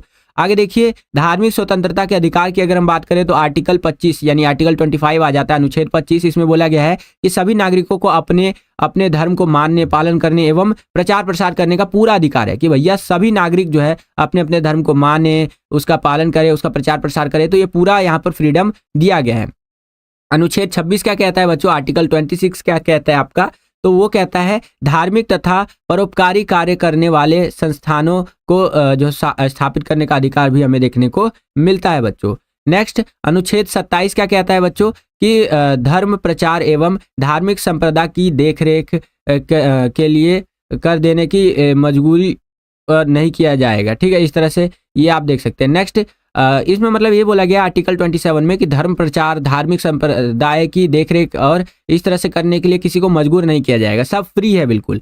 और आर्टिकल 28 अनुच्छेद 28 कहता है कि किसी भी सरकारी शिक्षक संस्थान में कोई भी धर्म शिक्षा नहीं दी जाएगी। मतलब कोई भी यहाँ पर सरकारी जो शिक्षक संस्थान होगा, जैसे गवर्नमेंट स्कूल, गवर्नमेंट कॉलेजेस, आपने देखा होगा यहाँ पर कभी भी धर्म को लेकर के प्रॉपर यहाँ पर आपको नहीं पढ़ाया जाता कि इस धर्म को मानिए, इस धर्म को नहीं मानिए, क्योंकि शिक्षा संस्थानों को धर्म से अलग रखा गया है। और आप मेरे वीडियोस में भी नोटिस करते हैं कि मैं कभी भी धर्म को लेकर के यहाँ पर शिक्षा में नहीं आता हूँ। शिक्षा एक अलग कॉन्सेप्ट है हमारा, ठीक है, और धर्म बिल्कुल ही अलग हो जाता है। धर्म सबका अपना अपना पर्सनल मैटर है कि कौन किस धर्म को अपनाना चाहता है, किस धर्म को मानना चाहता है और नहीं मानना चाहता है। शिक्षा एक ऐसी चीज है जिसको सभी को यहाँ पर लेना चाहिए और सभी को यहाँ पर अपना वो करना चाहिए। ठीक है, इसलिए मैं बोल रहा हूँ दोनों में बहुत ज्यादा डिफरेंस हमें देखने को मिलता है बच्चों। क्लियर है?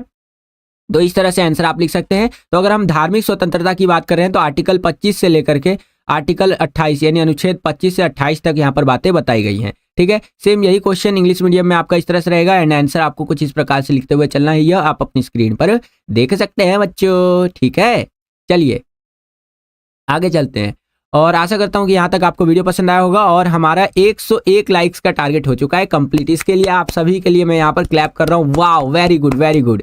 ठीक है, 63 बच्चे वॉचिंग करें। एक बार सारे बच्चे चैट सेक्शन में हार्ट वाला इमोजी और फायर वाला इमोजी लगाएंगे, लगाइए। इस मूवमेंट को मैं ना रिकॉर्ड कर लेता हूँ, ठीक है, अपने कैप्चर कर लेता हूँ फोन में, जिससे कि ये हमारे मेमोरीज के अंदर ये कैप्चर हो जाए, ठीक है। आप सबका नाम भी आ जाएगा कि ये बच्चे हमसे जुड़े हुए हैं, ठीक है।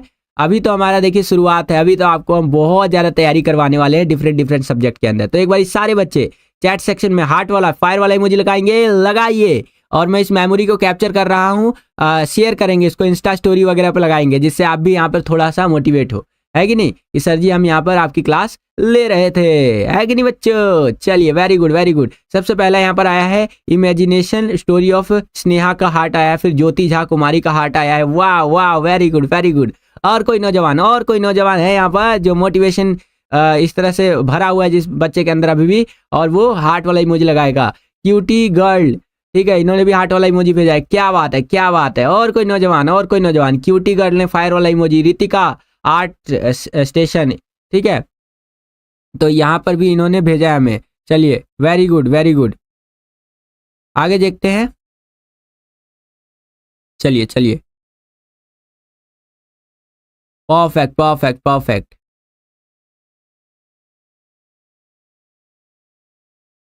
चलिए चलिए ओके।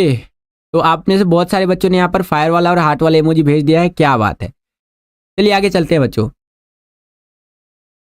अब यहाँ पर 20वां क्वेश्चन जो है इसको देख लेते हैं थोड़ा सा। 20वें क्वेश्चन में जो बोला गया है कि विधायिका किसे कहते हैं तथा इसके प्रमुख कार्यों का वर्णन कीजिए। विधायिका किसे कहते हैं बच्चों? अंग्रेजी में हम विधायिका को क्या कहेंगे? अंग्रेजी में हम कहेंगे कि डिस्क्राइब द लेजिस्लेचर। मतलब जो व्हाट इज लेजिस्लेचर, लेजिस्लेचर क्या होता है अंग्रेजी में विधायिका को हम कहते हैं लेजिस्लेचर, ठीक है। और इसके मेन फंक्शंस को हमें बताना है। तो चलिए ये देख लेते हैं विधायिका क्या होता है। यह सरकार का वह अंग है जो देश के लिए यहाँ पर जैसे कि देश के स्तर पर नीतियां बनाता है एवं इसके पास संविधान के कई कार्य शक्तियां होती है तथा भारतीय संघ की विधायिका को संसद कहा जाता है जिसके निम्नलिखित कार्य, समझ रहे हैं आप, जो कि देश लेवल पर पूरे यहाँ पर इंडिया के लेवल पे काम करता है और इसके पास कई सारे यहाँ पर अधिकार होते हैं, ठीक है। जिसमें मुख्य आप लिख सकते हैं ये कुछ इस प्रकार से कानून बनाना, ठीक है। विधायिका मतलब एक तरह से संसद, और संसद हमारा कानूनों का निर्माण करता है। कोई सा भी कानून आप देश में देखते होंगे कि ये फलाना कानून बन गया, फलाना नया कानून बन गया, तो वो कौन निर्माण करता है उसका? संसद कहीं ना कहीं उसका निर्माण करती है। किसी भी विधान मंडल का प्रधान कार्य है भारत की संसद उन तमाम विषयों पर कानून बनाती है जो संघ सूची और समवर्ती सूची में शामिल है, ठीक है। तो जो भी संघ सूची और समवर्ती सूची में जो चीजें शामिल है उस पर कानून कौन बनाता है? तो भारत में जो आपका संसद है वो बनाता है, पार्लियामेंट, ठीक है। संवैधानिक कार्य, एकमात्र ऐसा निकाय है ये जो संविधान में संशोधन के लिए कोई प्रस्ताव पेश कर उसे संशोधित कर सकता है। अगर लगता है संसद को कि संविधान में कोई यहाँ पर संशोधन होना चाहिए तो बिल्कुल वो कर सकता है, इनके पास ये अधिकार है, ठीक है। अगला बहस का मंच, ठीक है। अब वो वाला बहस नहीं कि जा करके वहां पर हो हल्ला कर रहे हैं, नहीं, बहस का मंच है। यहाँ पर संसद में सभी धर्म भाषा जाति वाले लोगों को अपने विचारों को रखने की आज़ादी होती है। संसद में उठे किसी भी मुद्दे पर सभी को अपने मत देने का अधिकार है, ठीक है। तो कोई भी मुद्दा ऐसा है जो नेशनल इशू बन जा रहा है, ठीक है, नेशनल लेवल पर इसे डिस्कस किया जाना चाहिए, तो उसको लेकर के यहाँ पर संसद में बहस की जा सकती है, ठीक है। कार्यपालिका का नियंत्रण जो है संसद के पास होता है। संसद द्वारा मंत्रिपरिषद की चूक और वचनबद्धता की जवाबदेही तय करते हुए उस पर अपने नियंत्रण के अधिकार का प्रयोग ये करते हैं, ठीक है। अगला वित्त का नियंत्रण, पैसे से संबंधित जो बातचीत है या पैसे से संबंधित जो कंट्रोल है वो आप यहाँ देख सकते हैं कि संसद खासकर लोकसभा वित्त के कार्य क्षेत्र में महत्वपूर्ण अधिकारों का प्रयोग करती हैं। विधायिका को यह सुनिश्चित करना होता है कि सार्वजनिक जैसे कि निधि की उगाही और व्यय की अनुमति से हो, ठीक है। मतलब कहने का यह है कि पूरा का पूरा कंट्रोल इनके पास हो। अगला न्यायिक कार्य, संसद के पास राष्ट्रपति उपराष्ट्रपति सुप्रीम व हाई कोर्ट के जजों के साथ साथ संघ व राज्य लोक सेवा आयोग के अध्यक्षों तथा सदस्यों आप जो होते हैं उनके CAG पर यहाँ पर महाभियोग चलाने का अधिकार होता है। बिल्कुल एकदम महाभियोग चला सकते हैं कि भैया ये ऐसे ऐसे चीज है, ठीक है। तो ये अधिकार किसके पास होता है? संसद के पास होता है। तो इस तरह से आप यहाँ पर लिख सकते हैं लेजिस्लेचर यानी कि संसद के बारे में। बाकी आप अंग्रेजी माध्यम में यहाँ पर देख सकते हैं, इंग्लिश मीडियम में इस तरह से आपको लिखते हुए चलना है बच्चों, ठीक है। और यहाँ पर हमारा लाइक कंप्लीट हो चुका है 110 यानी 110 लाइक कंप्लीट हो चुका है और 75 बच्चे वॉचिंग पर है। लाइक की संख्या बढ़ाइए बच्चों, ये लाइव स्ट्रीम एंड होने से पहले हमारा 500 लाइक्स का टारगेट हो जाना चाहिए कंप्लीट। ठीक है बच्चों, चलिए परफेक्ट परफेक्ट, चलिए वेरी गुड। अब यहाँ पर हम लोग आ गए हैं 21वें क्वेश्चन के अंदर। 21वें क्वेश्चन में देखिए क्या कह रहा है कि जॉन रॉल्स के न्याय के सिद्धांत का वर्णन कीजिए। जो जॉन रॉल्स का आपका न्याय का सिद्धांत है वो क्या है जी, तो उसको हमें यहाँ पर समझाना है। तो बड़े ध्यान से समझिएगा। देखिए जॉन रॉल्स का न्याय का सिद्धांत काफी इंपॉर्टेंट क्वेश्चन है, ये कई बार पेपर में आ चुका है। और जब मैंने अपने टाइम पे 11th क्लास का पेपर दिया था तो उस टाइम पे भी जहां तक है ये क्वेश्चन आया हुआ था। ठीक है, कि भैया जॉन रॉल्स का न्याय का सिद्धांत क्या है। तो देखिए अज्ञानता के आवरण का सिद्धांत है ये। ठीक है, जॉन रॉल्स का जो न्याय का सिद्धांत है उसे हम कहते हैं अज्ञानता के आवरण का सिद्धांत। इसमें क्या क्या चीजें बताई गई हैं। इस सिद्धांत के अनुसार निष्पक्ष और न्याय संगत नियम तक पहुंचने का एकमात्र रास्ता है कि हम खुद को ऐसी परिस्थिति में होने की कल्पना करें जहां हमें यह निर्णय लेना है कि समाज को कैसे संगठित करना है। ठीक है, यानी कि हमें एकदम ऐसा हो जाना है कि भैया ऐसा पूरा निर्णय लेना है कि समाज को हमें कैसे संगठित करना है। हम नहीं जानते हो कि हम किस तरह के परिवार में हम जन्म लिए हैं। ठीक है, हमारी उच्च जाति है या निम्न जाति है, परिवार में हम कहाँ पैदा हुए हैं। ठीक है, हम गरीब है अमीर है, सुविधा संपन्न है कि नहीं है। तो ये सारी चीजों को हमें त्यागना पड़ेगा, तभी न्याय को किया जा सकता है। देखिए जॉन रॉल्स सिंपल सा ही बोलते हैं कि अगर आपको न्याय करना है ना तो आपको सारी चीजों को त्यागना पड़ेगा। जैसे जो जजिस होते हैं, ठीक है, माननीय जो सुप्रीम कोर्ट, हाई कोर्ट और इस तरह के जो कोर्ट्स के जजिस होते हैं, तो वो जब अपनी गद्दी पर बैठते हैं, ठीक है, यानी जज की कुर्सी पर बैठते हैं, तो वहां पर जब वो बैठेंगे तो उनके माइंड में क्या चलेगा कि हम किस परिवार, किस जाति, किस धर्म, कहाँ से आ रहे हैं, हम गरीब हैं कि अमीर है, वो सारी चीजें साइडलाइन हो जाएगी।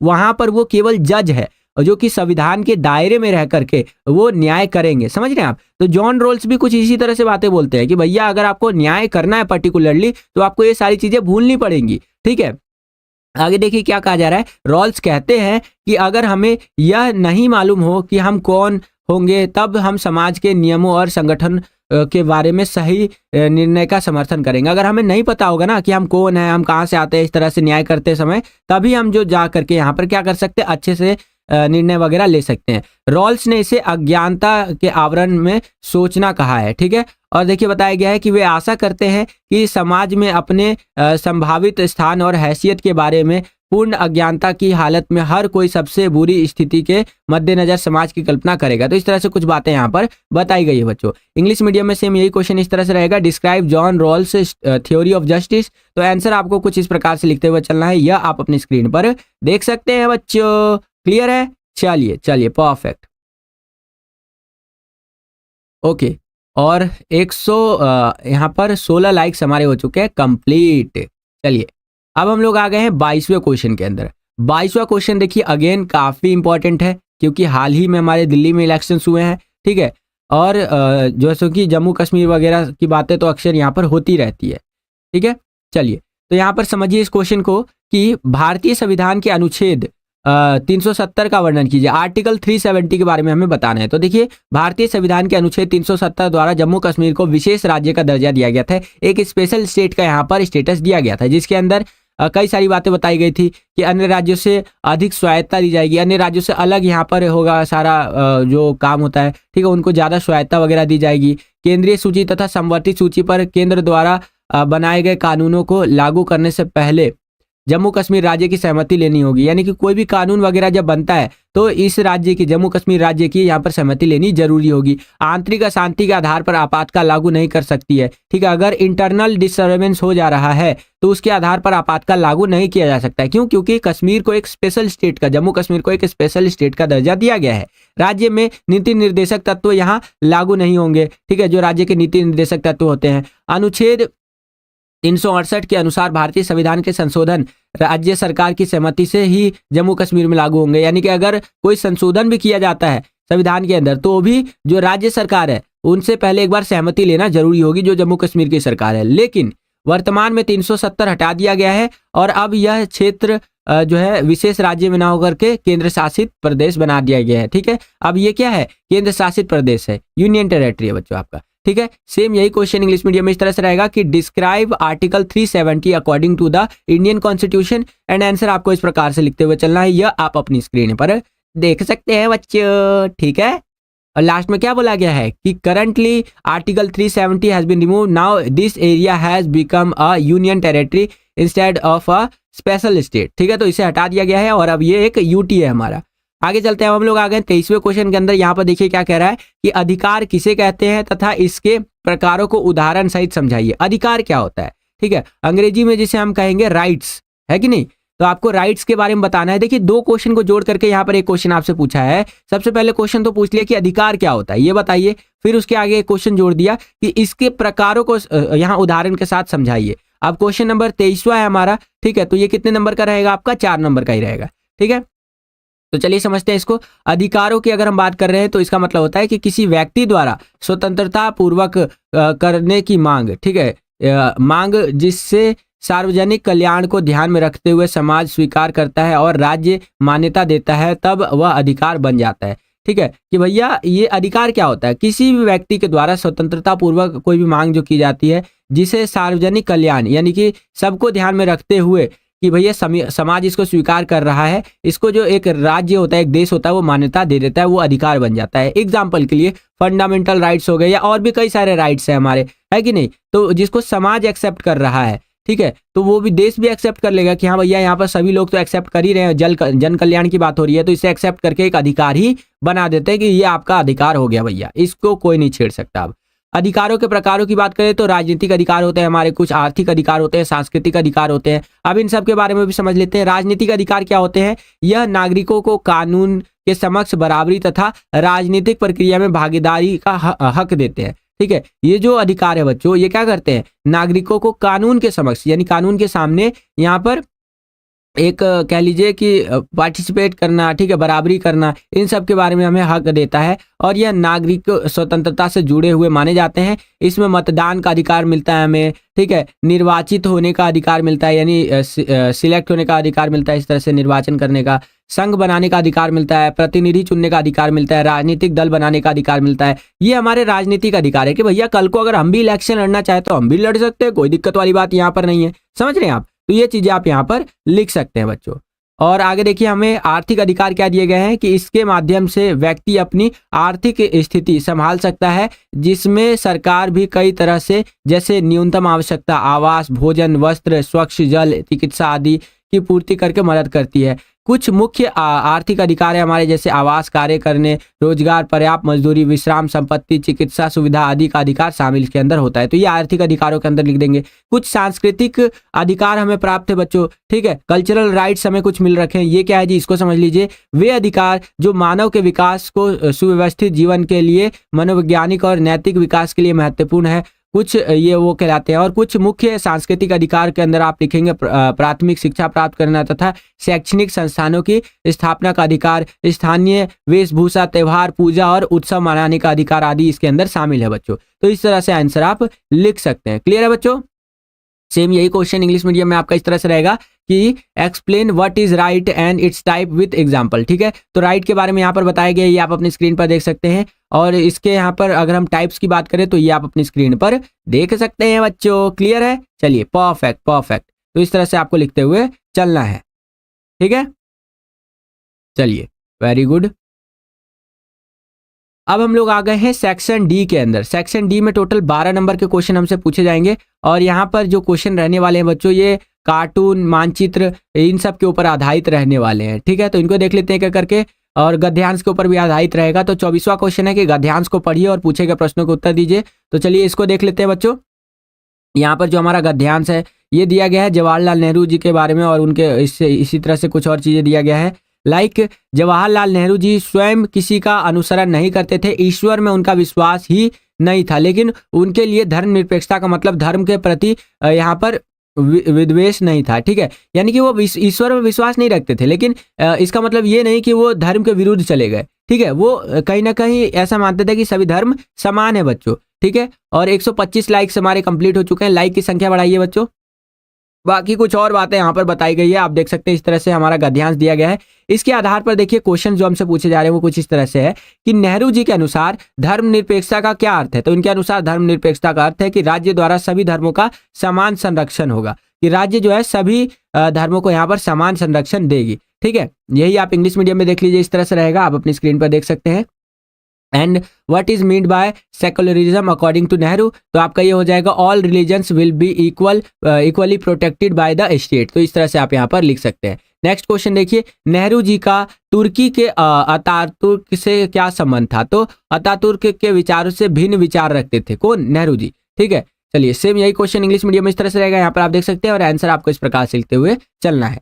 नेक्स्ट क्वेश्चन देखिए, धर्म और राज्य के बीच संबंधों को लेकर नेहरू जी के क्या विचार थे कि भैया धर्म और राज्य के बीच में क्या संबंध होने चाहिए? तो आंसर लिखेंगे कि नेहरू जी धर्म और राज्य के बीच पूर्ण संबंध विच्छेद के पक्ष में नहीं थे। ठीक है, तो ये चीज हमें देखने को मिलता है। यही क्वेश्चन इंग्लिश मीडियम में इस तरह से रहेगा एंड आंसर आपको इस प्रकार से लिखते हुए चलना है बच्चों। क्लियर है? चलिए अगला क्वेश्चन कि नेहरू जी किस धर्म का अनुसरण करते थे? ठीक है, तो वो स्वयं किसी धर्म का अनुसरण नहीं करते थे, वो स्वयं किसी धर्म का अनुसरण नहीं करते थे। ठीक है, विच रिलीजन डिड नेहरू फॉलो? तो आपका यहाँ पर he himself did not follow any religion. हालांकि वो पंडित नेहरू बोलते थे खुद को, लेकिन कभी वो ऐसा नहीं बोलते थे कि मैं इस धर्म को पालन कर रहा हूँ, ये वो ऐसा कुछ भी नहीं। ठीक है, इसके आगे चले तो अब हमारा 25वां क्वेश्चन है जो कि कार्टून के ऊपर बेस्ड रहने वाला है। और ये कार्टून देखिए बच्चों काफी इंपॉर्टेंट है। जो मैंने कार्टून वाला वीडियो बनाया है ना, उसके अंदर भी मैंने आपको ये कार्टून समझाया था बच्चों। इस कार्टून में आप देखिए ध्यान से, कुछ इस तरह से आपको कार्टून देखने को मिलेगा। यहाँ पर एक घर है जिस पर लिखा हुआ है लोकसभा। ठीक है, और यहाँ पर एक महिला है।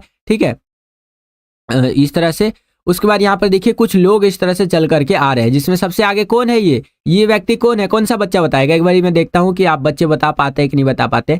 सबसे आगे जो ये व्यक्ति देखने को मिल रहे हैं हमें, ये कौन है? कमेंट करके बताइए मुझे, देखिए जरा कि कौन सा बच्चा यहाँ पर सबसे पहले जवाब दे पाता है। जो भी बच्चा सबसे पहले जवाब देगा उसके लिए यहाँ पर मैं क्लैप करूंगा, ताली बजाऊंगा कि हाँ इस बच्चे को पता है आंसर, यहाँ पर इस बच्चे को पता है।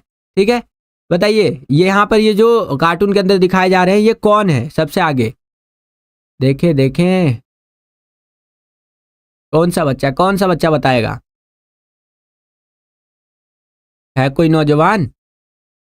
जवाहरलाल नेहरू, क्रांति देवी। वेरी गुड, क्रांति देवी के लिए सभी एक बार जोरदार तालियां बजा देंगे। प्रिंस गौतम नेहरू जी, बिल्कुल। अभिषेक शर्मा, जवाहरलाल नेहरू। नेहा समीर, चाचा नेहरू।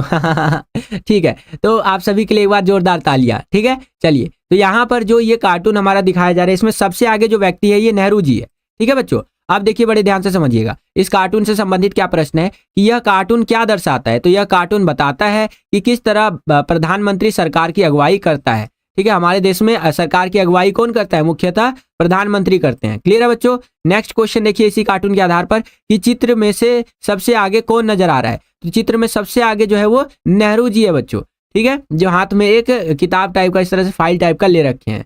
ठीक है, तो ये नेहरू जी। चित्र में आगे होने का क्या अभिप्राय है? तो क्योंकि वो प्रधानमंत्री है इसलिए सबसे आगे है। नेक्स्ट, प्रधानमंत्री के शक्तिशाली होने के 2 कारण लिखिए। तो सदन में बहुमत है उनके पास, मंत्रिपरिषद का प्रधान तथा संसद के प्रति उत्तरदायित्व तो हमें देखने को मिलता है, इसीलिए यहाँ पर प्रधानमंत्री इतने ज्यादा शक्तिशाली होते हैं। ठीक है, अंग्रेजी में एक बार मैं आपको दिखा देता हूँ। देखिए कार्टून तो वही रहने वाला है, उससे रिलेटेड जो क्वेश्चन होंगे वो आपके इंग्लिश में हो जाएंगे यहाँ पर। क्लियर है बच्चों?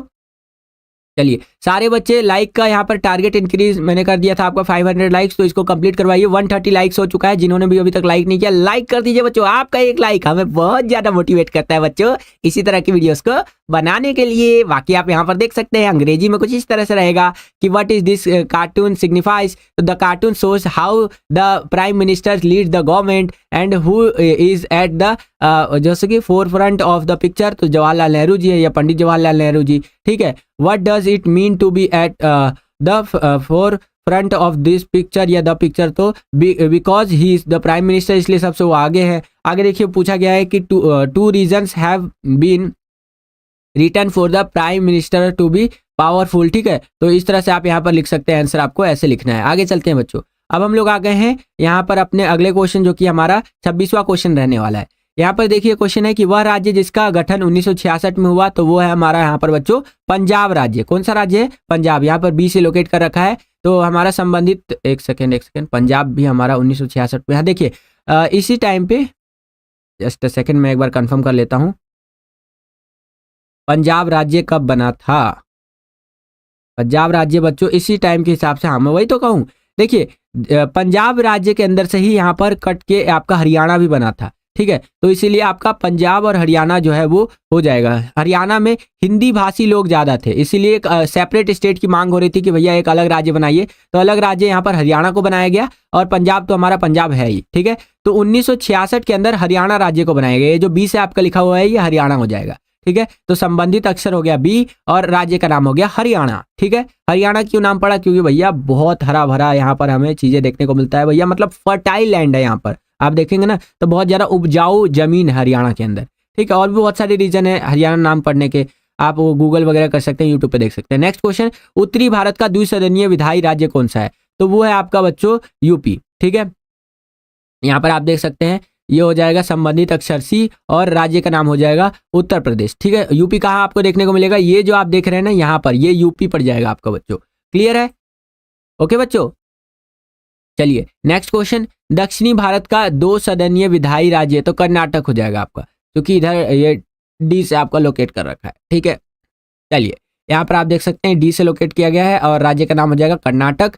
अगला क्वेश्चन देखते हैं यहाँ पर क्या है। चौथा क्वेश्चन कि सन 2000 में बिहार के दक्षिण भाग से अलग होकर के कौन सा राज्य बनाया गया? तो देखिए 2000 के अंदर आपका यहाँ पर बनाया गया था ये झारखंड, ठीक है। झारखंड को बनाया गया था आपका, ठीक है, जो कि यहाँ पर पड़ जाता है। बड़े ध्यान से देख लीजिए झारखंड कहाँ पड़ रहा है, यहाँ पर। एक बार मैं सारे स्टेट्स आपको ध्यान से समझा देता हूँ कि कहाँ पर आपको लोकेट करना है। ये हमारे प्यारे भारत का नक्शा है और यहाँ पर अगर मैं आपको बताऊं तो ये जो आप मैप देख रहे हैं, इतना वाला मैप, ये हमारा झारखंड हो जाएगा, जिसको कब बनाया गया था? ईयर 2000 के अंदर, यानी सन 2000 के अंदर बनाया गया था, बिहार से अलग करके, क्योंकि यहाँ पर आदिवासी जनसंख्या ज्यादा थी, यहाँ का कल्चर अलग था, तो यहाँ पर डिमांड थी कि भैया हमें अलग करो।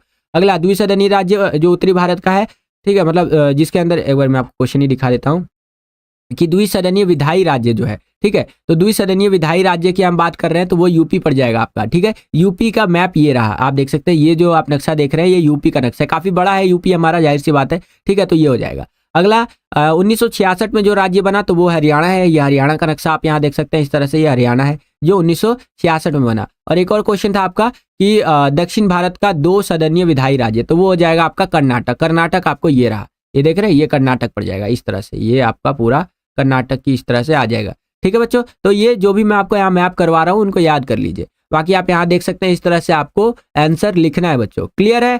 चलिए परफेक्ट परफेक्ट। 141 लाइक्स हो चुके हैं हमारे कंप्लीट। लाइक की संख्या बढ़ाइए बच्चों, 500 लाइक का टारगेट है हमारा। एंड बाकी इंग्लिश मीडियम में देख सकते हैं इस तरह से रहेगा आपके क्वेश्चंस। ये रहा मैप हमारा, देख सकते हैं, और आंसर आपको इस प्रकार से लिखते हुए चलना है, यह आप अपनी स्क्रीन पर देख सकते हैं बच्चों। चलिए परफेक्ट, वेरी गुड, ओके, ठीक है। आगे चलते हैं। अब हम लोग आ गए हैं अपने अगले सेक्शन के अंदर, जो कि है हमारा सबसे मतलब वो होता है ना बड़ा वाला सेक्शन, जहाँ पर क्वेश्चन नंबर 27 से 30 तक हमसे पूछे जाएंगे, जो कि आपका रहने वाला है, ठीक है। और यहाँ पर जो क्वेश्चन हमसे पूछे जाएंगे वो 6 नंबर के क्वेश्चन पूछे जाएंगे और 170 से 180 शब्दों में यहाँ पर हमें आंसर लिखना है बच्चों, ठीक है। चलिए अब बड़े बड़े क्वेश्चन हैं तो बड़े ध्यान से भी आप देखिएगा, क्योंकि जो भी क्वेश्चन हम यहाँ डिस्कस करने वाले हैं ये आपके एग्जाम के पॉइंट ऑफ व्यू से बहुत ज्यादा इंपॉर्टेंट हो जाता है बच्चों, ठीक है। तो बड़े ध्यान से यहाँ पर देखते हुए चलिएगा हर एक क्वेश्चन को जो अब मैं आपको करवाने वाला हूँ, ठीक है।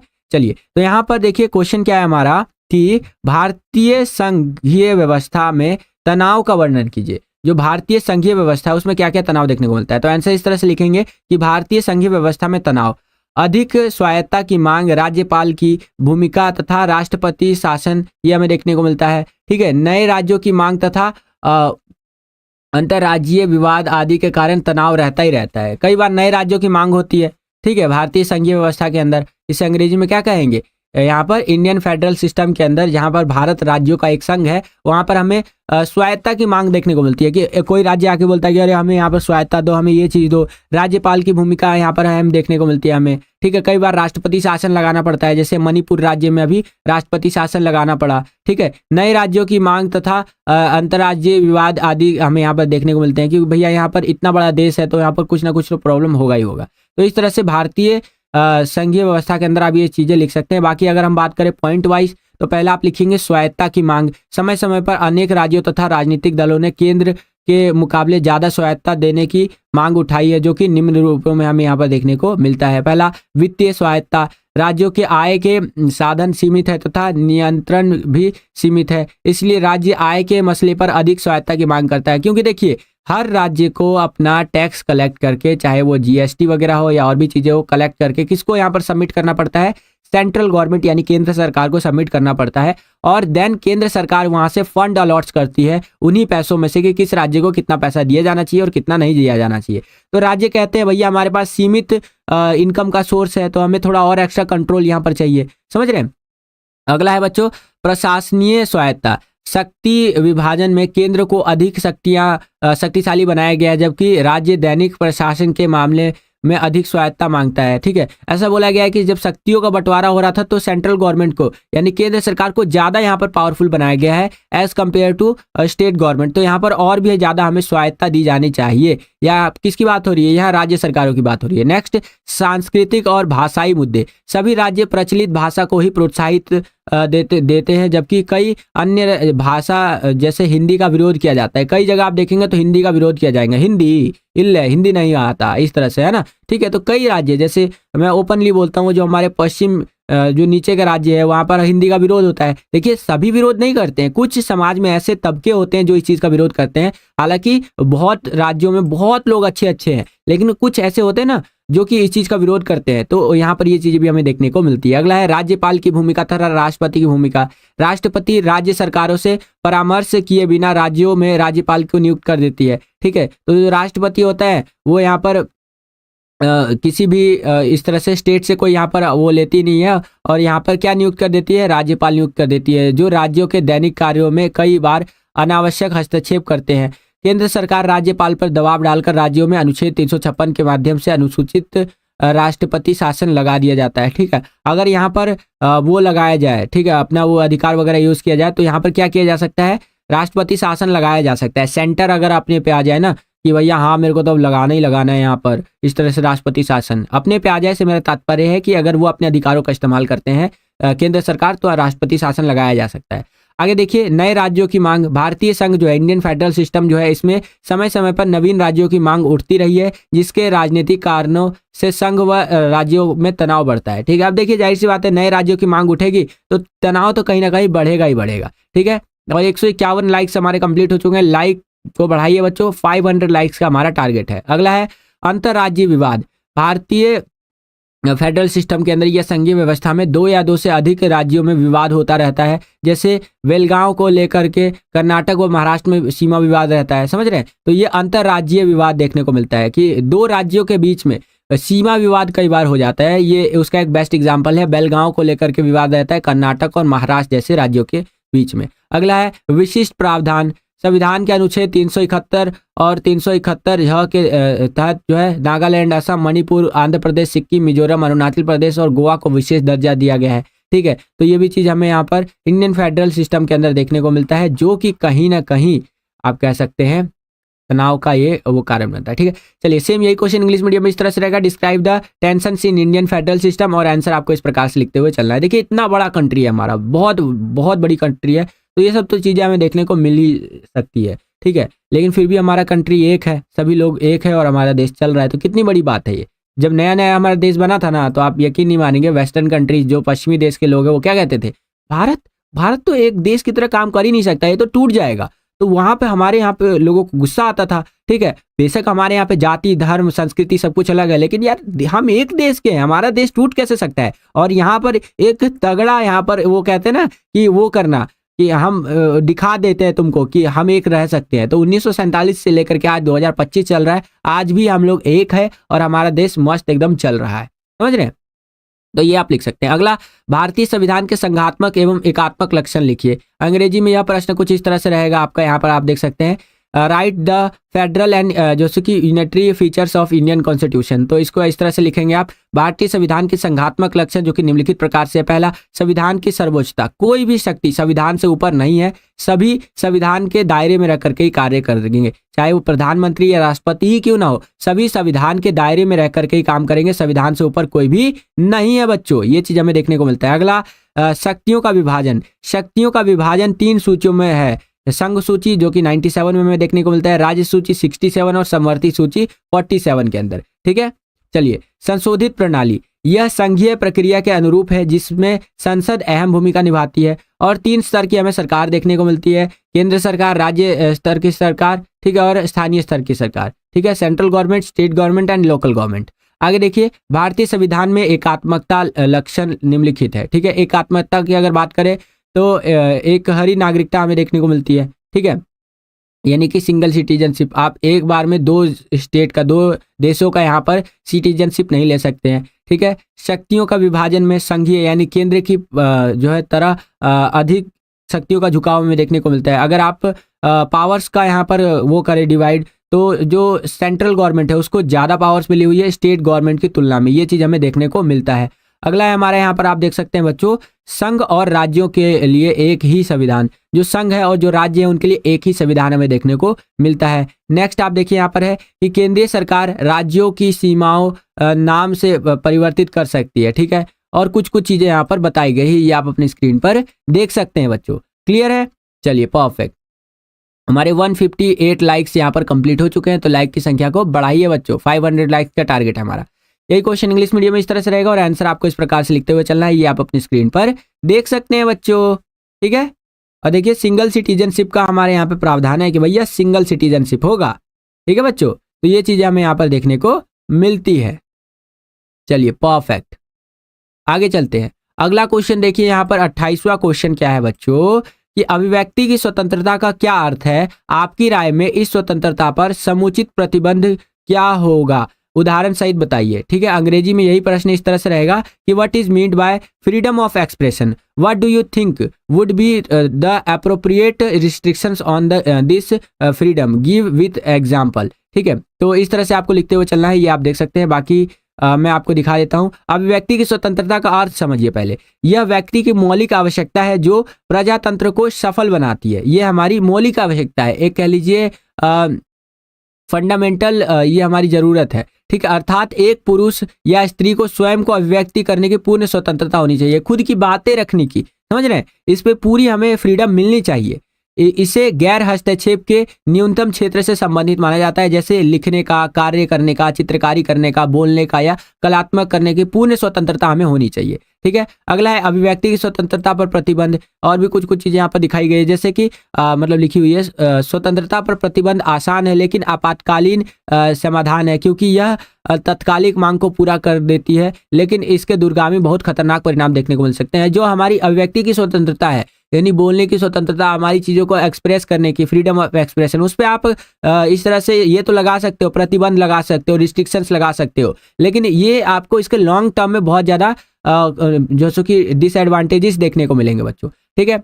संविधान के कई अनुच्छेदों में प्रतिबंधों से जो संबंधित तथ्य प्रस्तुत किए गए हैं। उदाहरण के लिए समाचार पत्रों को यह स्वतंत्रता दी गई है कि वे संसद अथवा विधानमंडल की कार्यवाही की प्रकाशित कर सकते हैं। इस तरह से कई सारी चीजें यहाँ पर बताई गई है, वीडियो को पॉज करके आप रीड कर सकते हैं बच्चों। सेम यही क्वेश्चन आपका इंग्लिश मीडियम में इस तरह से रहेगा, यहाँ पर आप देख सकते हैं, और आंसर आपको इस प्रकार से लिखते हुए चलना है, यह आप अपनी स्क्रीन पर देख सकते हैं बच्चों, ठीक है।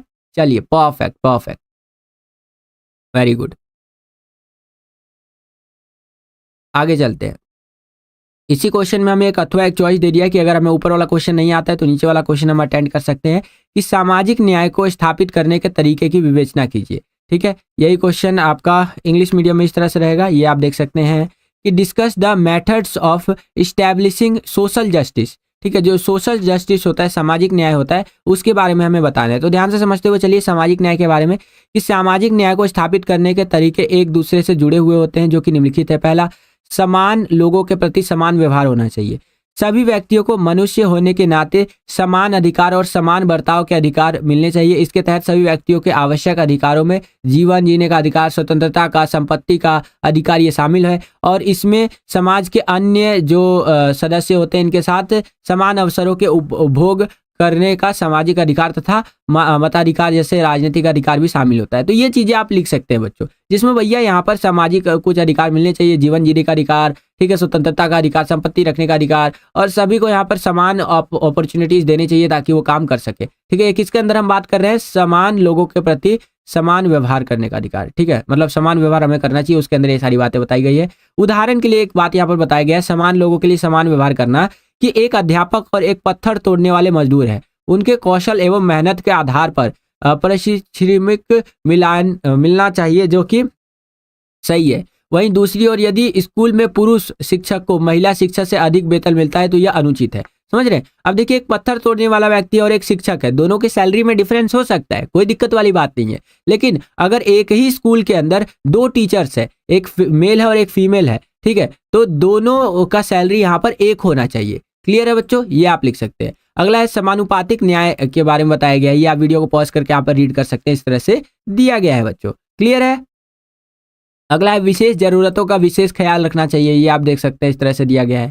ठीक है, और यही क्वेश्चन इंग्लिश मीडियम में इस तरह से रहेगा, यहाँ पर आप देख सकते हैं, और आंसर आपको इस प्रकार से लिखते हुए चलना है बच्चों। ठीक है, ये आप अपनी स्क्रीन पर देख सकते हैं। चलिए, परफेक्ट। ओके, इस तरह से रहेगा हमारा, यहाँ पर आप देख सकते हैं बच्चों।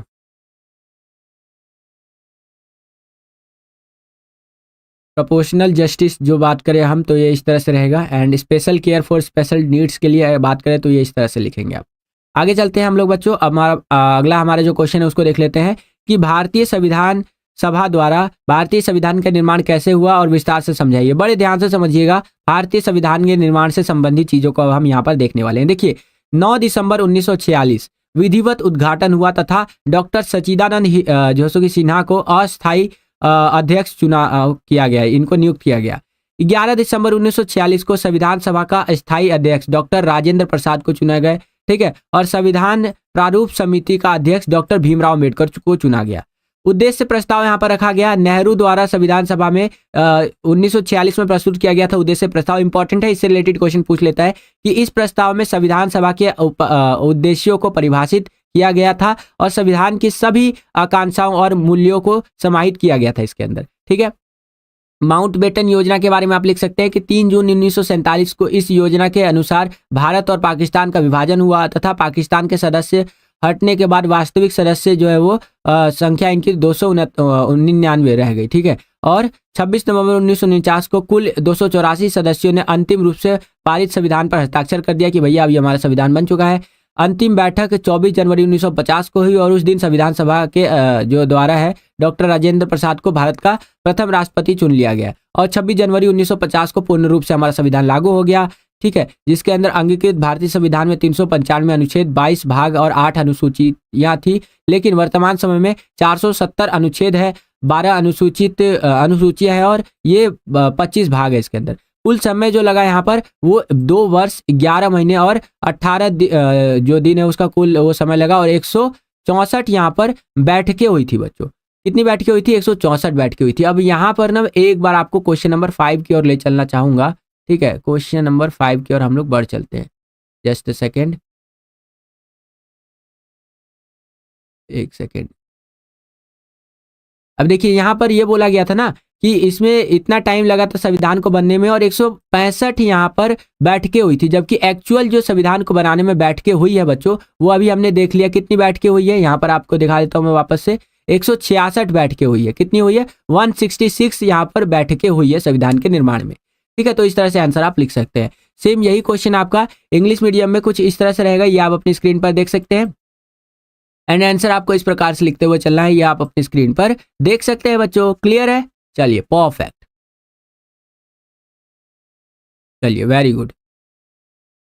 इसी क्वेश्चन में एक अथवा एक चॉइस दे दिया है कि अगर आपको ऊपर वाला जो क्वेश्चन है वो नहीं आता है तो नीचे वाला जो क्वेश्चन है इसको आप यहाँ पर अटेंड कर सकते हैं। इसके अथवा इसके चॉइस में देखिए क्या क्वेश्चन है कि भारत के सर्वोच्च न्यायालय के क्षेत्राधिकारों का वर्णन कीजिए। अंग्रेजी में ये क्वेश्चन कुछ इस तरह से रहेगा कि describe the jurisdiction of supreme court of India. ठीक है, तो इसके बारे में आप इस तरह से लिख सकते हैं। यहाँ पर आप देख सकते हैं मौलिक क्षेत्राधिकार है, यहाँ पर रीट संबंधित क्षेत्राधिकार हमें देखने को मिलते हैं। ठीक है, अपीली क्षेत्राधिकार है, ये सारी चीजें आप यहाँ पर देखते हुए चलिए, इस तरह से यहाँ पर बताया गया है और इंग्लिश मीडियम में यहाँ पर आप देख सकते हैं बच्चों। ठीक है, चलिए, परफेक्ट परफेक्ट। अगला हमारा क्वेश्चन देख लेते हैं जो कि हमारा 30वां क्वेश्चन रहेगा कि धर्मनिरपेक्षता का भारतीय मॉडल की व्याख्या कीजिए, इसकी आलोचना भी लिखिए। ठीक है, तो इस तरह से आपको लिखते हुए चलना है, ये आप अपनी स्क्रीन पर देख सकते हैं। पूरा डिटेल में यहाँ पर बताया गया है। अगर इसकी आलोचना करें तो इस तरह से आप कर सकते हैं कि यह मॉडल पश्चिम से आयातित है और यहाँ पर बहुत सारी चीजें हमें देखने को मिलती है, आप यहाँ पर देख सकते हैं। यही क्वेश्चन इंग्लिश मीडियम में इस तरह से रहेगा कि explain the critic the Indian model of secularism करके, ठीक है। ठीक है, तो आंसर आपको इस प्रकार से लिखते हुए चलना है, आप अपनी स्क्रीन पर देख सकते हैं बच्चों। चलिए, परफेक्ट। इसी क्वेश्चन के अंदर हमें एक अथवा एक चॉइस दे दिया है कि अगर हमें ऊपर वाला क्वेश्चन नहीं आता है तो नीचे वाला जो क्वेश्चन है इसको हम अटेंड कर सकते हैं। इसके अथवा में इसके चॉइस में देखिए क्या क्वेश्चन हमें दिया गया है कि भारतीय तथा अन्य देशों में नागरिकता के प्रति तथा खोने के किन्हीं तीन तरीकों का विस्तार से यहाँ वर्णन कीजिए। देखिए, भारतीय की अगर हम बात करें यानी इंडियन की बात करें या अन्य देशों की बात करें तो यहाँ पर नागरिकता किस तरह से खो जाती है उसके बारे में, या किस तरह से प्राप्त की जाती है उसके बारे में बताना है। तो देखिए, भारतीय अथवा देशों में नागरिकता के प्रति के तरीके जन्म के द्वारा, ठीक है, कि अगर यदि कोई व्यक्ति तथा उसके जन्म के समय उसके माता पिता भारत का नागरिक है तो उसे जन्म से ही भारतीय नागरिकता मिल जाती है। अधिकांश भारतीय इसी श्रेणी के नागरिक है, ठीक है। अगर हमारे माता पिता जो कि भारत के नागरिक है वो यहाँ पे है और हमारे यहाँ पर जन्म होता है तो हम भारत के नागरिक बन जाएंगे। और मोस्टली जो नागरिकता मिली हुई है भारत के अंदर वो इसी प्रकार से मिली हुई है। आपको जो नागरिकता मिली है वो कहीं ना कहीं इसी प्रकार से मिली है, और मुझे भी जो नागरिकता मिली है वो कुछ इसी प्रकार से मिली है। और अन्य देशों में भी ये चीजें हमें देखने को मिलती हैं बच्चों, ठीक है। पंजीकरण के द्वारा जब हम अपना रजिस्ट्रेशन करवा लेते हैं तब भी यह नागरिकता मिल सकती है। संपत्ति खरीदने के द्वारा, सरकारी नौकरी, भू विस्तार, ठीक है, ये इस तरह से है। तो ये नागरिकता प्राप्त करने को लेकर के बातें रही। और नागरिकता समाप्त कैसे हो जाती है? अगर लंबे समय तक हम अनुपस्थित रहते हैं। कई देशों में नागरिकों के लंबे समय तक देश से बाहर रहने, जैसे कि कोई फ्रांसीसी जो है, कोई फ्रांस का नागरिक 10 वर्ष से बाहर है तो उसकी नागरिकता समाप्त कर दी जाती है कि भैया ये यहाँ का सिटीजन अब नहीं है। विवाह, महिलाएं विदेशी नागरिकों से विवाह करके अपने देश की नागरिकता को खो देती है, ठीक है। अगला है विदेशों में सरकारी नौकरी। कोई व्यक्ति अपने देश की सरकार की आज्ञा प्राप्त किए बिना किसी विदेश में सरकारी नौकरी कर लेता है तो उसे अपने देश की नागरिकता छोड़नी पड़ती है। अगला होता है स्वेच्छा से नागरिकता त्याग करना। कई लोग यहाँ पर अपना नागरिकता ऐसे भी छोड़ देते हैं और दूसरे देश में चले जाते हैं। दोहरी नागरिकता प्राप्त हो जाने पर, जब किसी व्यक्ति को 2 राज्यों यानी 2 देशों की नागरिकता प्राप्त हो जाती है तब उसे एक राज्य की नागरिकता छोड़नी पड़ती है। और भारत की नागरिकता तो आपको छोड़नी पड़ेगी अगर आपने दूसरे जगह का सिटीजनशिप ले लिया है तो। देशद्रोह के केस में, जब कोई व्यक्ति राज्य के विरुद्ध यहाँ पर कार्य करता है तो वो यहाँ पर जो है सो कि उसकी नागरिकता को समाप्त किया जा सकता है। अगला गोद लेना, यदि कोई बच्चा किसी विदेशी द्वारा गोद लिया जाता है तो अपने नए माता पिता के साथ उस देश की नागरिकता उसको मिल जाएगी और यहाँ की नागरिकता उसकी चली जाएगी। नेक्स्ट क्वेश्चन कह रहा हूँ, नेक्स्ट पॉइंट, विदेशी सरकार से सम्मान प्राप्त होना। यदि कोई नागरिक अपने देश की आज्ञा के बिना किसी विदेशी सरकार द्वारा दिए गए सम्मान को स्वीकार करता है तो भी उसकी नागरिकता जा सकती है। सोचिए कितनी बड़ी बात यहाँ पर बोल रहा है कि अगर कोई विदेश की सरकार आपको कोई अवार्ड ऑफर कर रही है, ठीक है, कोई सम्मान यहाँ पर दे रही है और आप उसको हमारे देश की गवर्नमेंट के बिना ले रहे हैं, जाके हमारे देश की गवर्नमेंट से आपने परमिशन नहीं लिया, आगे नहीं लिया है, तो भी आपकी नागरिकता को यहाँ पर समाप्त किया जा सकता है। यही चीज इंग्लिश मीडियम में आप देख सकते हैं कि कैसे यहाँ पर हम सिटीजनशिप को लूज कर सकते हैं और कैसे हम यहाँ पर उसको ले सकते हैं। तो यहाँ पर सिटीजनशिप कैसे मिलता है ये आप देख सकते हैं, by birth, by registration, buying properties, government job, इन सब के थ्रू हमें यहाँ पर जो वो मिलता है, क्या बोलते हैं, सिटीजनशिप। और कैसे टर्मिनेट हो जाता है हमारा सिटीजनशिप, तो आप देख सकते हैं इस तरह से यहाँ पर मैरिज वगैरह को लेकर के, गवर्नमेंट जॉब अगर हमें बाहर मिल जाती है अब्रॉड के अंदर तो यहाँ पर हमारा सिटीजनशिप जा सकता है, ठीक है। और भी बहुत सारी चीजें हैं यहाँ पर, एडॉप्टेशन हो गया आपका, ठीक है, receiving honour from foreign government if a citizen accept the honour given by a foreign government without the permission of his country, तो यहाँ पर उसकी जो नागरिकता है उसको समाप्त किया जा सकता है। तो